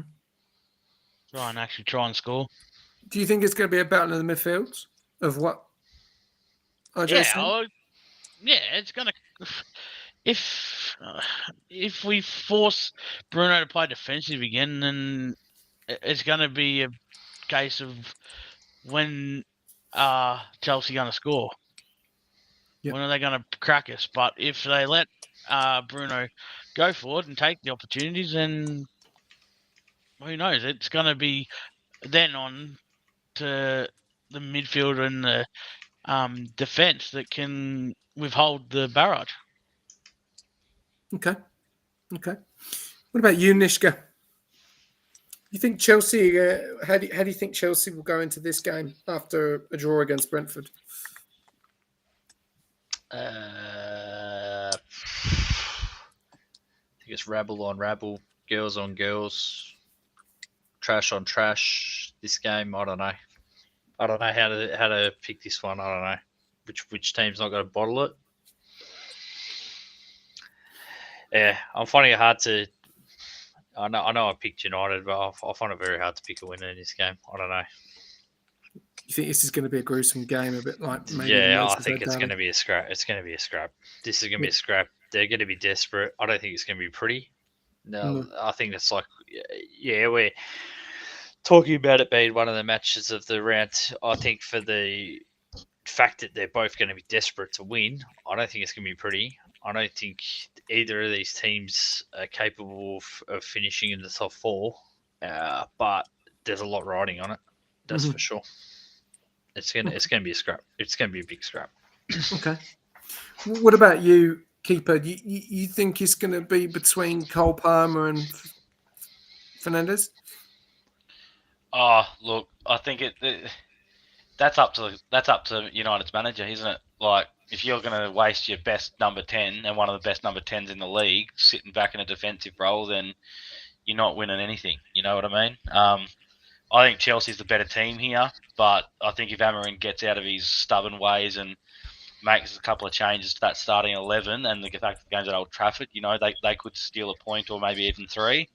But I think Chelsea's the better team, and yeah, if United keep playing the way they have been, they're not winning this. Okay. All right. Well said.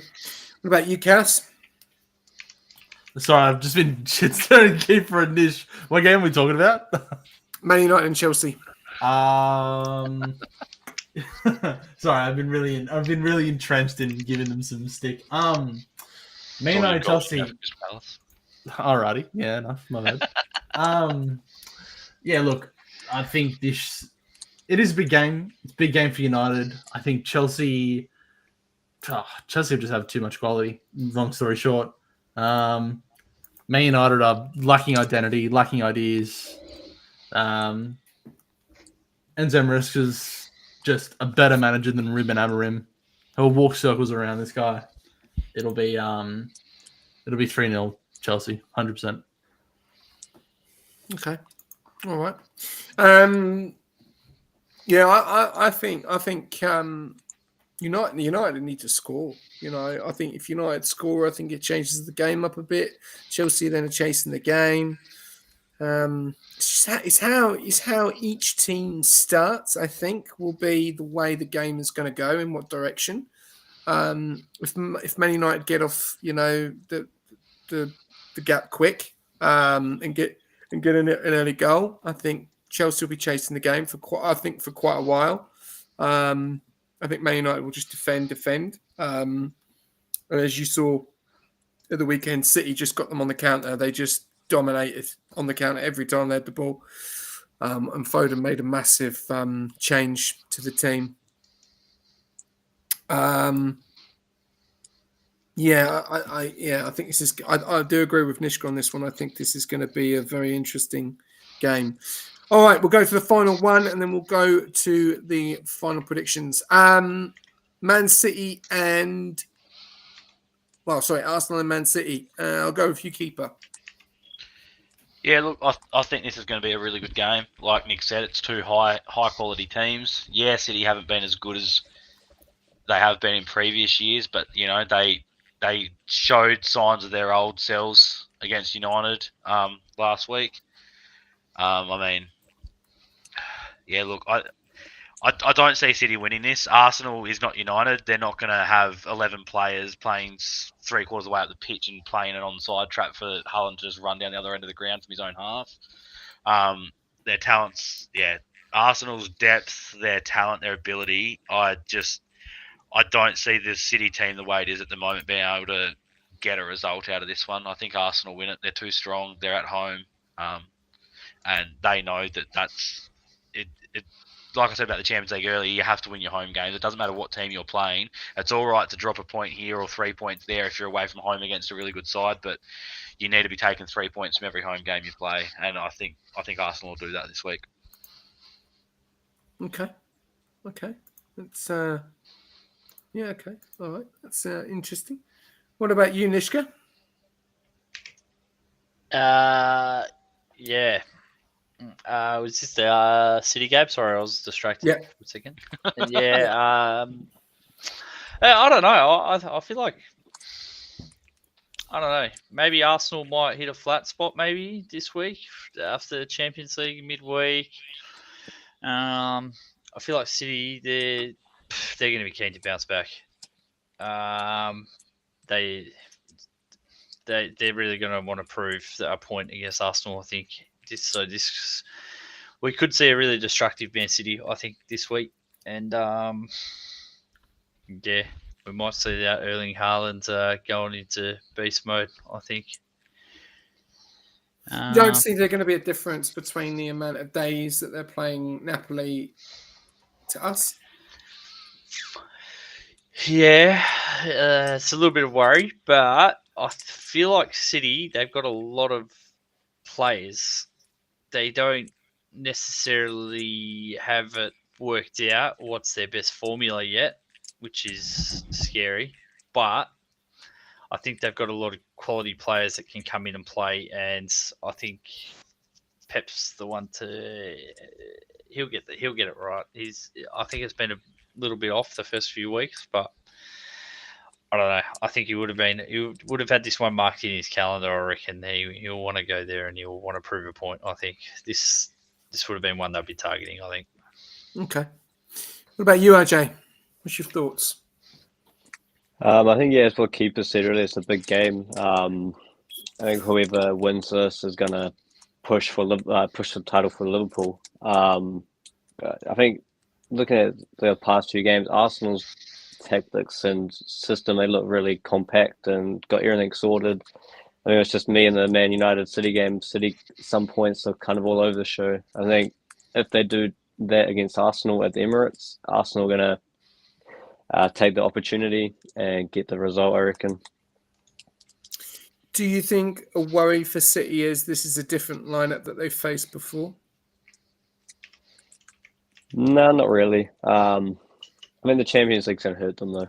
I think the travelling is going to hurt them. Okay. Cass, what's your thoughts on this? Do you think Arsenal's defensive record is pretty good at the moment? They're very difficult to score goals against currently.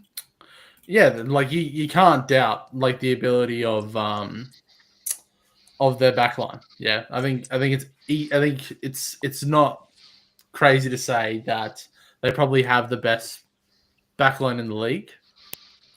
But I also think that Haaland is probably the most prolific striker in the world. And I think that if you want someone on your team that's going to make a difference, you want it in number 9. And I think City have the better number 9 than Arsenal. Do you think this is going to be a battle of the strikers? I think so, 100%. I think this is that'll be. Gokares put 3 past Man City in the Champions League.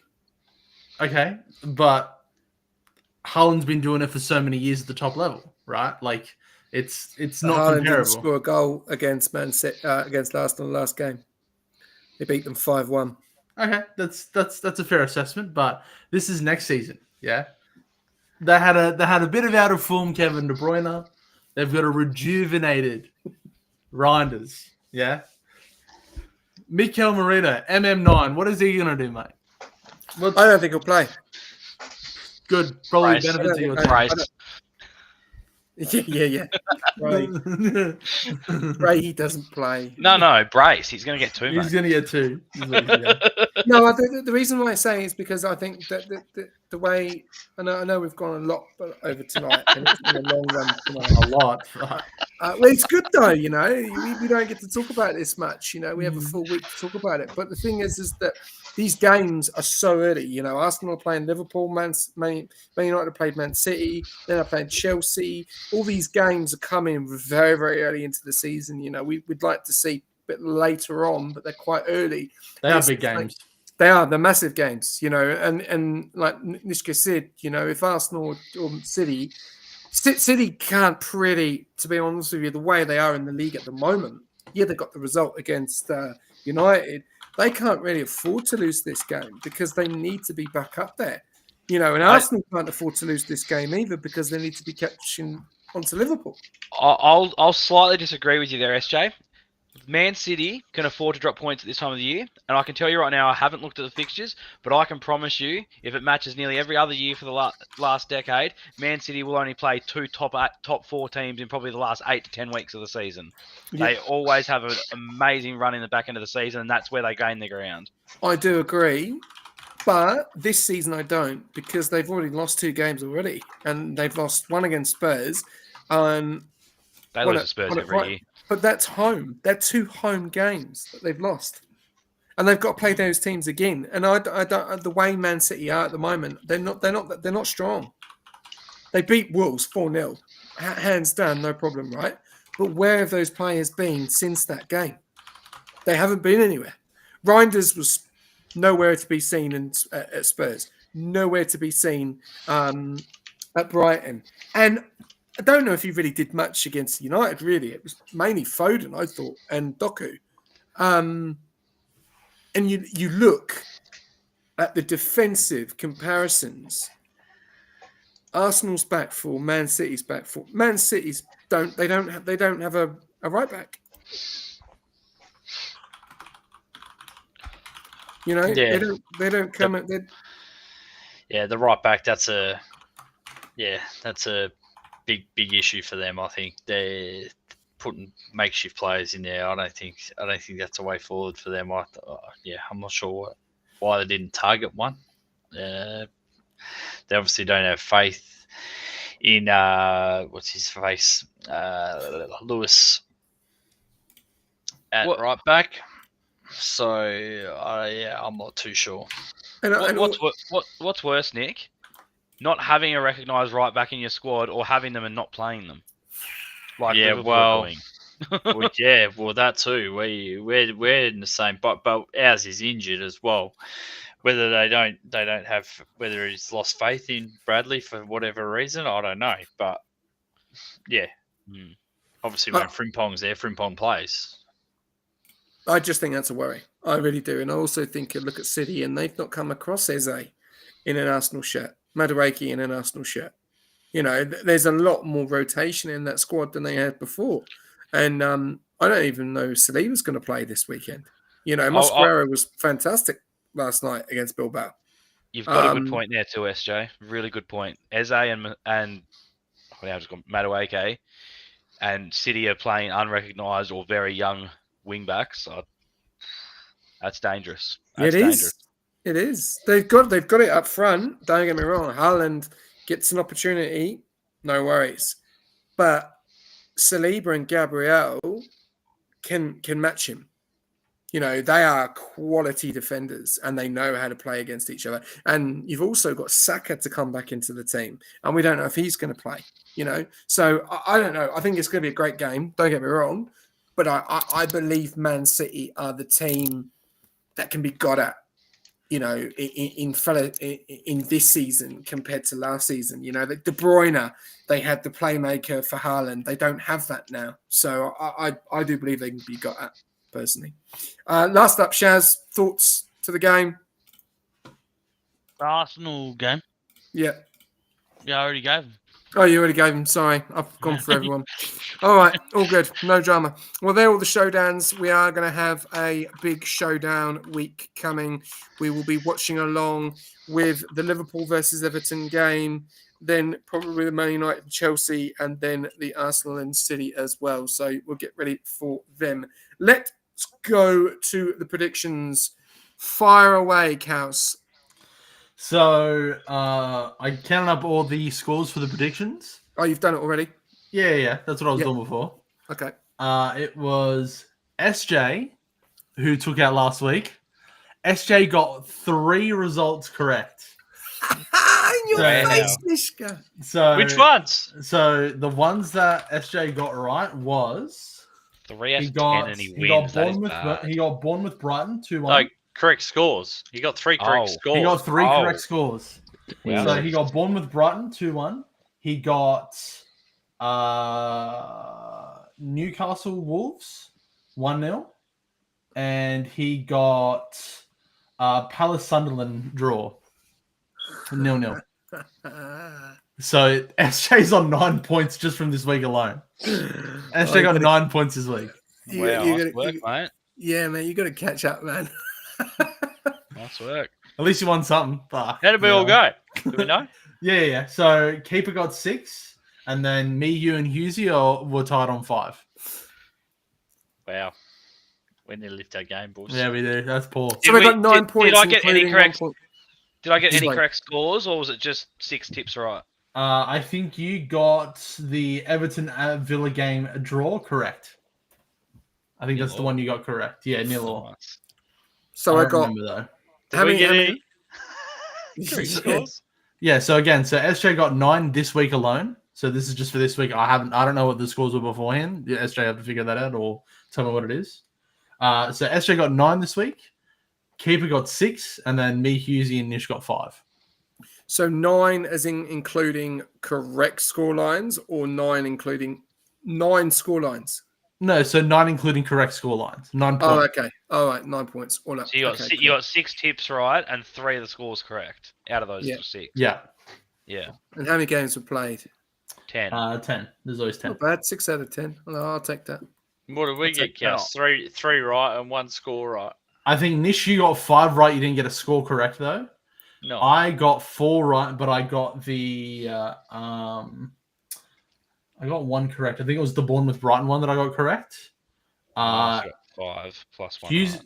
Hughesy got keeper. You got 5 plus 1 right, and then Hughesy, I think he just got 5 right. How quick can you type, Cass? Pretty quick. Why? All right, we'll do these ones then for this week. 'Cause we Okay. haven't done them. All right, Liverpool and Everton keeper. Scoreline. Liverpool 2-0. Yeah. RJ, Liverpool and Everton. 1-1. Yeah. Nishka, 2-1 Liverpool. Shaz, 3-1 Liverpool. Kelsey, I'm gonna say I said 2-0, or maybe not 2-0. That's bold. I'll say 3-1 Everton. Little fun fact for you here, guys. The Merseyside derby games at Anfield has not had both teams score since 2019. One team has always kept a clean sheet. I'll go Liverpool. Thanks, keeper. I'll go 2-1 Liverpool. All right, Burnley, Nottingham Forest Mm-hmm. keeper. Oh, give me a second. I can't even remember who I freaking tipped. Give me a second. I don't want to change from what I said when I had them written down. Where are we? Nottingham Forest, Burnley. Yep. Burnley, Yeah. Burnley and Nottingham Forest Forest. 2-1. You changed it. Did I? Yeah, it's fine. What was it? What was You it? told me 3-1. Because you're I'll copying go me. 3-1 then. Whatever I said before, 3-1. You're copying me. Sorry, Cass. That's right. I was No, it's two. fine. Keep going. No. That's just RJ. I'm keeping up. It's all good. RJ, Burnley and Nottingham Forest. 2-1 Forest. Nishka, 3-1 Forest. Did you write them down? Did you? No, I just remembered. Shaz, I can't remember them. 2-1 Forest. I just know who I tipped. I just don't know the score lines. I got a good Uh, memory. I just suck at typing. Cass. I'm gonna say 1-0 Burnley. I'm going to go 3-1 Forest. Copycat. Shut up. You need to beat Just- me at the moment. There's 3 correct scores. He's just counteracting us. No. Yeah. Brighton and Copy us so we can't Shut catch up. him. Be quiet. Keeper, Brighton and Spurs. Spurs. What are 2-0, I think. RJ, Brighton and Spurs. Spurs 3-1. Nishka, Brighton Spurs. We'll do yours at the end, Anthony. I'll let Cass know yours at the end. 1-1. Shaz, Brighton Spurs. Spurs 3-0. Cass. Spurs 3-0. I will do. Yeah, I feel like Brighton's always been a bit of an Achilles heel for Spurs. I'm going to say 2-0 for Brighton. Okay, I'll I'm say going to go You go. I'm going to go 1-1. I'll see what SJ's doing now. He always goes last. Mm-hmm. I'm Yeah, onto SJ, him. go first. I'm SJ, onto go him. first. All You're right, no first now. worries. You're first All for the right. rest of the round. West Ham and Crystal Palace. 2-1 West Ham.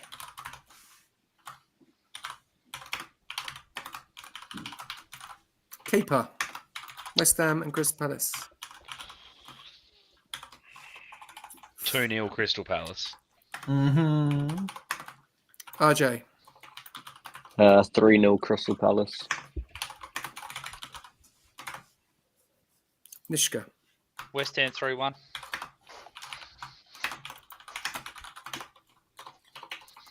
Shaz. West Ham. Palace. Sorry, 2-1. Trying to remember what I said. Yeah. House. Palace 2-0. Okay. Wolves and Leeds. Keeper. 1-1 draw. RJ. Can you hear my keyboard going off? Yep. Yep. Sus, fellas. I just Nah, realised I feel like I'm sitting in an office setting. Let me just. I can. Yeah, sorry, RJ, go on. 0. Nishka. 1-0 Leeds. Shaz. 0-0 and 2 eyeballs on a fork. Kaus. Yeah, I feel like it's been a Wolves 1-0. Oh, Hughesy's going to love you. I'm gonna go 2-0 Wolves. Oh, yeah, for the new boys that haven't been in here before too, now that you're in here, you're tied into our thing that we've already arranged. It makes it cheaper for all of us now that you're in here. If Wolves stay up, we're all chipping in to buy Hughesy a Wolves jersey. All right, we'll go a different order now. Nishka, Man United and Chelsea.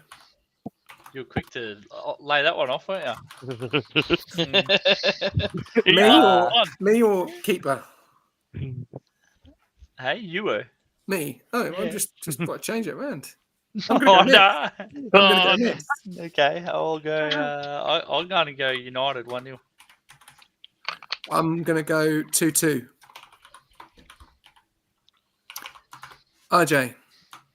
1-0. So 4-0 was just an optimism for Chelsea. Yeah. Change my mind. Cool. Shaz. 4-1 United. Bruno Hattie. Fucking hell. Should I even Ruben write that Amorim down? as well, eh? Like, we know it's not going to happen. Oh, we'll give him 3 points if that comes in. Okay, I'll put that in brackets. 3 points if this happens. 3. Keeper. Are we all good with that? I'll give him 3 points if that comes in. 2-1 Chelsea, Cole Palmer, 90th minute penalty. Kaus. Hold on, 2-1 Chelsea. Chelsea can.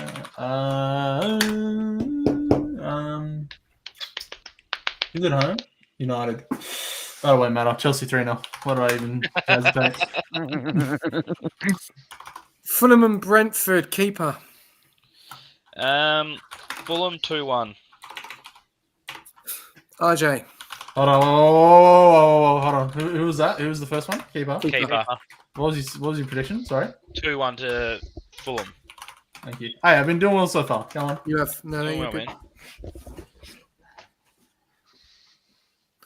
Who's let us down? So, RJ.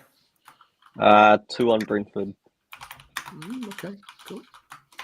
Nishka. 3-1 Fulham. Shaz. 1-0 Brentford. 1-1. Fulham and Brentford. Mine. And you, Kaus. I think this will be a 2-0 Fulham. No, 1-0. Well, I don't know where the goal's in. Actually, I lied. 0-0. I'm going to be honest. All right. Sunderland and Villa. I'll go first. Villa 2-1. Why can't I spell Sunderland? What's going on? Kaus. What was your prediction? 2-1 Villa. Yeah. I'm going Sunderland 1-0. RJ, Yeah, Sunderland 1-0. Love that. Shaz, Sunderland 1-0. keeper, My God. Villa 2-0, and Watkins is going to get a brace because he damn near well needs to do something for my fantasy team. Had him since game week 1, and I still got him, and I'm holding strong. Nishka, I'm sticking to my original prediction: Villa and Watkins hat trick. 3-0. Well, mate, I wanted to get a brace. You wanted to get a hat trick. I'm putting the captain's armband on him this week. Nishka, Bournemouth and Newcastle. Bournemouth 2-0. Keeper, Bournemouth and Newcastle. Bournemouth 2-1.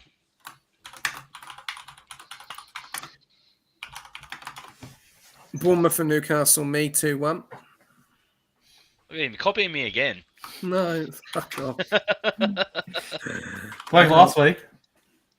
Shaz, Yeah, Bournemouth 3-1. Semenyo Hattie. RJ. Newcastle 2-1. Ooh. Ooh. Off a 3-day break. Mm. It's better than the 1-day break Liverpool have. Cows, Yeah, this will be the same as I said before. 4-2 Bournemouth. 4-2, wow. 4-2's crazy.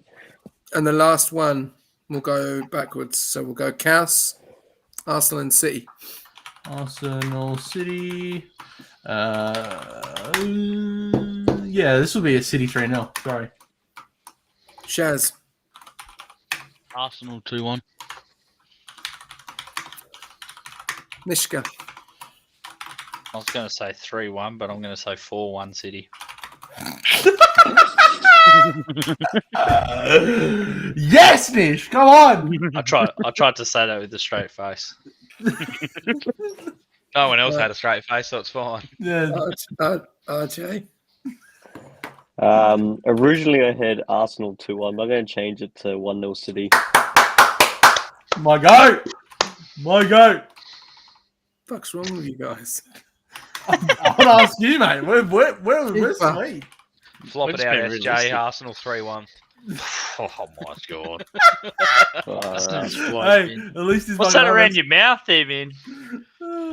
Just the See, leftovers from last time. Yeah, fucking hell. I'll go 3-1 Arsenal. Copies me again. No, Mate. He must think I'm the biggest threat to catching him because he just No. copies everything I do. we've got one more person. Who's he?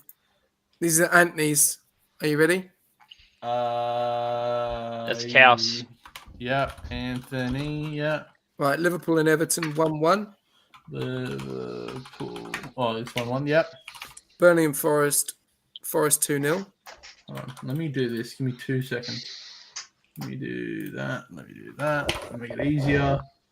Because I'll just copy his name and then put in the results. Burnley Forest, what'd you say? 2-0 Forest. Mm-hmm. Brighton and Tottenham 2-1 to Brighton. 2-1 Brighton, yep. West Ham and Palace 1-1. Yep. Wolves and Leeds 1-0 Leeds. 1 sec. Yep. Man United versus Chelsea 2-2. Yep. Fulham versus Brentford 3-3. Yep. Sunderland versus Villa 2-3. 3-2 to Villa. Yep. Bournemouth and Newcastle 2-0 Newcastle.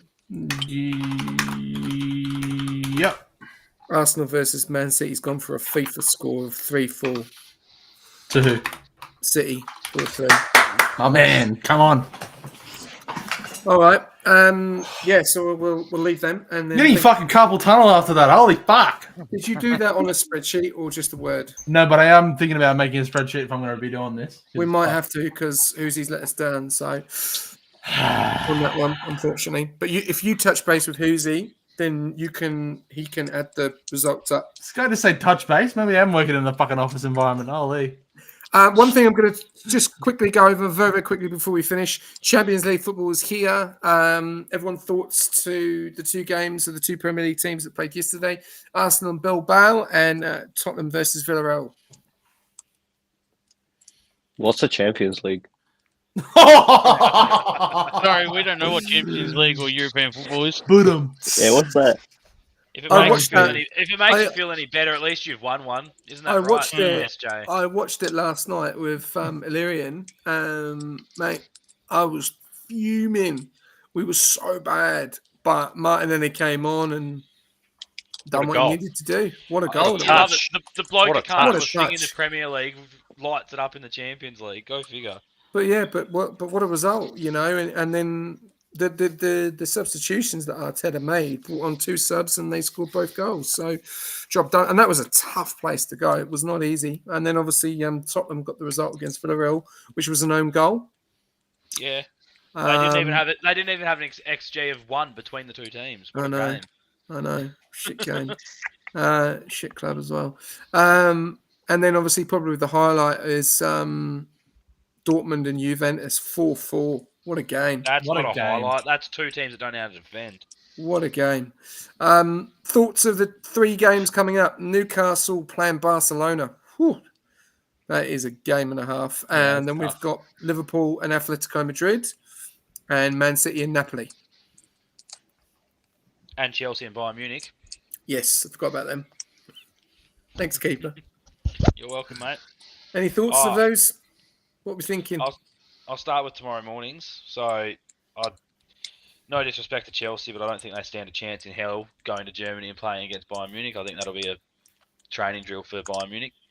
Comfortable 2 or 3 goal win. Liverpool and Atletico Madrid. It's not going to be an easy game. It'll be a tough one, but if you think Anfield's a fortress in the Premier League, then Anfield in Europe's a whole different thing. So I think we'll get up there. And then who have we got? Man City, Napoli. I think Man City at home should win that. Newcastle, Barcelona. Barcelona and Real Madrid don't have that same, fear about them in the Champions League anymore that they had a few years ago. I don't think Newcastle will win, but I would not be surprised if they scrape a point. Load up, Barcelona. Well, They're good odds. Load up. me and Nishka, we did the predictions of the Champions League. Nishka, we both got PSV wrong. Mm-hmm. We got Bilbao correct. Yep. You got Juventus and Dortmund correct. Mm-hmm. I got it wrong. Hey, I did predictions too. Yeah, Benfica and Karabakh was Karabakh won. Yeah, I know they beat them I 3-2. got that wrong. You got Spurs. I put a draw, so I got that wrong. Real Madrid. You put Real Madrid. I put a draw. I think it was Real Madrid in the end. Yeah, they beat Marseille 2-1. Yeah, I think I called the draw between Juventus and Dortmund, didn't I? Or maybe not. Yeah. I don't know. I just writ them all down. So Sounds like I'm whipping your ass, SJ, in the Champions League. you are, mate, on the Champions League. RJ, you will enjoy the championship. Oh God, there we go. Anyway, Oh no, I said Juve. Who said that? Anthony. Guys, feel free. Who will be with us for the watch along Liverpool and Everton? Put your hands up. I'll be there. Nah, Yes. should make that one. I thought you said you were coming on your birthday. As if I'm missing Merseyside Get derby, that- man. get Come that- on, man. Get Hang that on, real back out. Get Hang on, that real back SJ. out. Hang on, SJ. Hey, we've got one just for you, mate.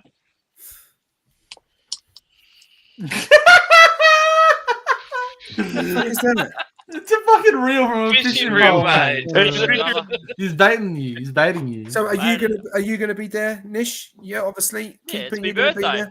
You're Oh, gonna Can be I there. have a beer I'll for be my there. birthday? Yeah, Shaz. Yep. Shaz. Kaus. I'll pull this out for your birthday, Nick. Oh, yeah. RJ, you come and join us? Crack that. Merseyside Not for derby. the Merseyside, but I'll try my best for the United one. Yep, cool. All right. So we've got Merseyside. Who's going to be there for United and Chelsea? What time's that? Oh yeah, I'll that's Saturday sleep. night. I'll be there. I'll be there for that one. I'll If shoot it's sleep. Saturday Thanks. night, I'll be there. Yeah, I think I'm going outside. I don't know what you I'm not fellas are doing. doing. I can't do the Arsenal City one. Saturdays are for the Too boys, late. mate. Pull your fucking head in and get into the watch along. Anyone for the City game? That's too late for me, man. Look, SJ, I don't know if you heard or not, but I got a phone call from my boss 15 minutes after I was supposed to be at site last week. I was asking me where the hell I was, so probably not. No, it's all good, bro. It's all good. It's what about you, Cass? Are you going to join me, or am I going to be? You might be on your own, mate. I don't know. I'm not going to do a watch alone on my own, mate. Yeah, that sounds like bliss. I'm going to be honest. Don't have to Talking to talk, myself. listen. Don't have to pay attention to Nish and Keeper. Talking to Like myself. in talking a about the chat. glory days of Liverpool. Like, come on, mate. One All right, title. we'll just do the no, because we've done Arsenal like 3 times in a row, man. It's fine. Let's do the double header then, yeah. Let's do the Merseyside and the Chelsea. It's triple header. Let's It do is a triple header and pick one of those other games. So which- West Ham Crystal Palace. Or I can be Brighton- quite blind, but I Brighton might Spurs. pick my head in. How is how's that going to work? Because the Because- Chelsea game because isn't until 2:30 in the The morning, Liverpool mate. game's on real early. You got the midnight games. Yeah, no. So Between. yeah, Liverpool's on at 11:30, which is straight after Division 1. Yep. Then, Yeah. then we That got will probably be delayed. What? Because I think the race will be a little bit later because it's a sprint weekend. feature, yeah. Well, Yeah. I've got news for you, mate. You're gonna have to set this up, and you can be delayed, but we're gonna be in here watching. Oh yeah, don't Just forget too. Hey, I'll we've be got- delayed too. We got quality Yep. as well. Nah, not happening, boys. You got to be there for the Merseyside derby. None of this showing up late shit. Yeah, I'll be there. I'll cut the stream short. Exactly right. We don't need to see the last 10 laps, boys. We're going to It's the only derby it's, right it's, now live. it's only Div 1. They had no stream last week. That'd be right. I think we watched West Ham Crystal Palace for Kelsey. Yeah, if he's here. If Oh, I'm, yeah. I might not be here. I'm going to be Can honest. you- I'll just say Or- I probably won't or- be here.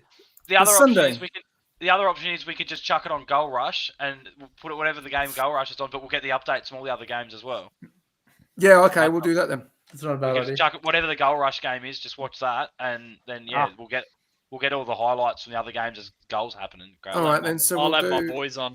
we'll do the Liverpool. Yeah, I was gonna say we should fucking be watching Leeds and bloody Fulham. Well, yeah, you probably Leeds do and Wolves, and mate. Leeds. We're playing Oh, Wolves and Leeds, mate. Me and you are going head to head. off the post. Then so we'll do the Liverpool derby, and then we'll do Goal Rush, and then we'll do Man United and Chelsea. Will you be there for your Man United game, RJ? We'll see. We'll see. Good man. You That get in, means yes. RJ. Come on, mate. Keeper RJ Oriki, my go. I just read your name. You only just said that. Oh god, keeper RJ, Nish, Shaz, and Cows. Thank you very much. What an episode! We have recapped quite a lot of stuff regarding obviously last week's Premier Leagues and also this week's results and these fixtures coming up. Also, we've got the Champions League today, where we're going to have Liverpool kicking off at Atletico Madrid. Man City will take on Napoli. Chelsea will take on Bayern, and Newcastle will take on Barcelona. I'm sure that is going to be a great highlight to watch of any of those games. But we'll be back on Saturday with the watch along with obviously the Liverpool derby. Then we'll be watching Goal Rush, and then we'll be then heading over to the Man United and Chelsea game. Thank you guys, as always. Kaos, thank you very much for keeping up with the results. Really appreciate it. Keeper, RJ, Nish, Shaz, see you very soon, and we'll be back with more action on Off the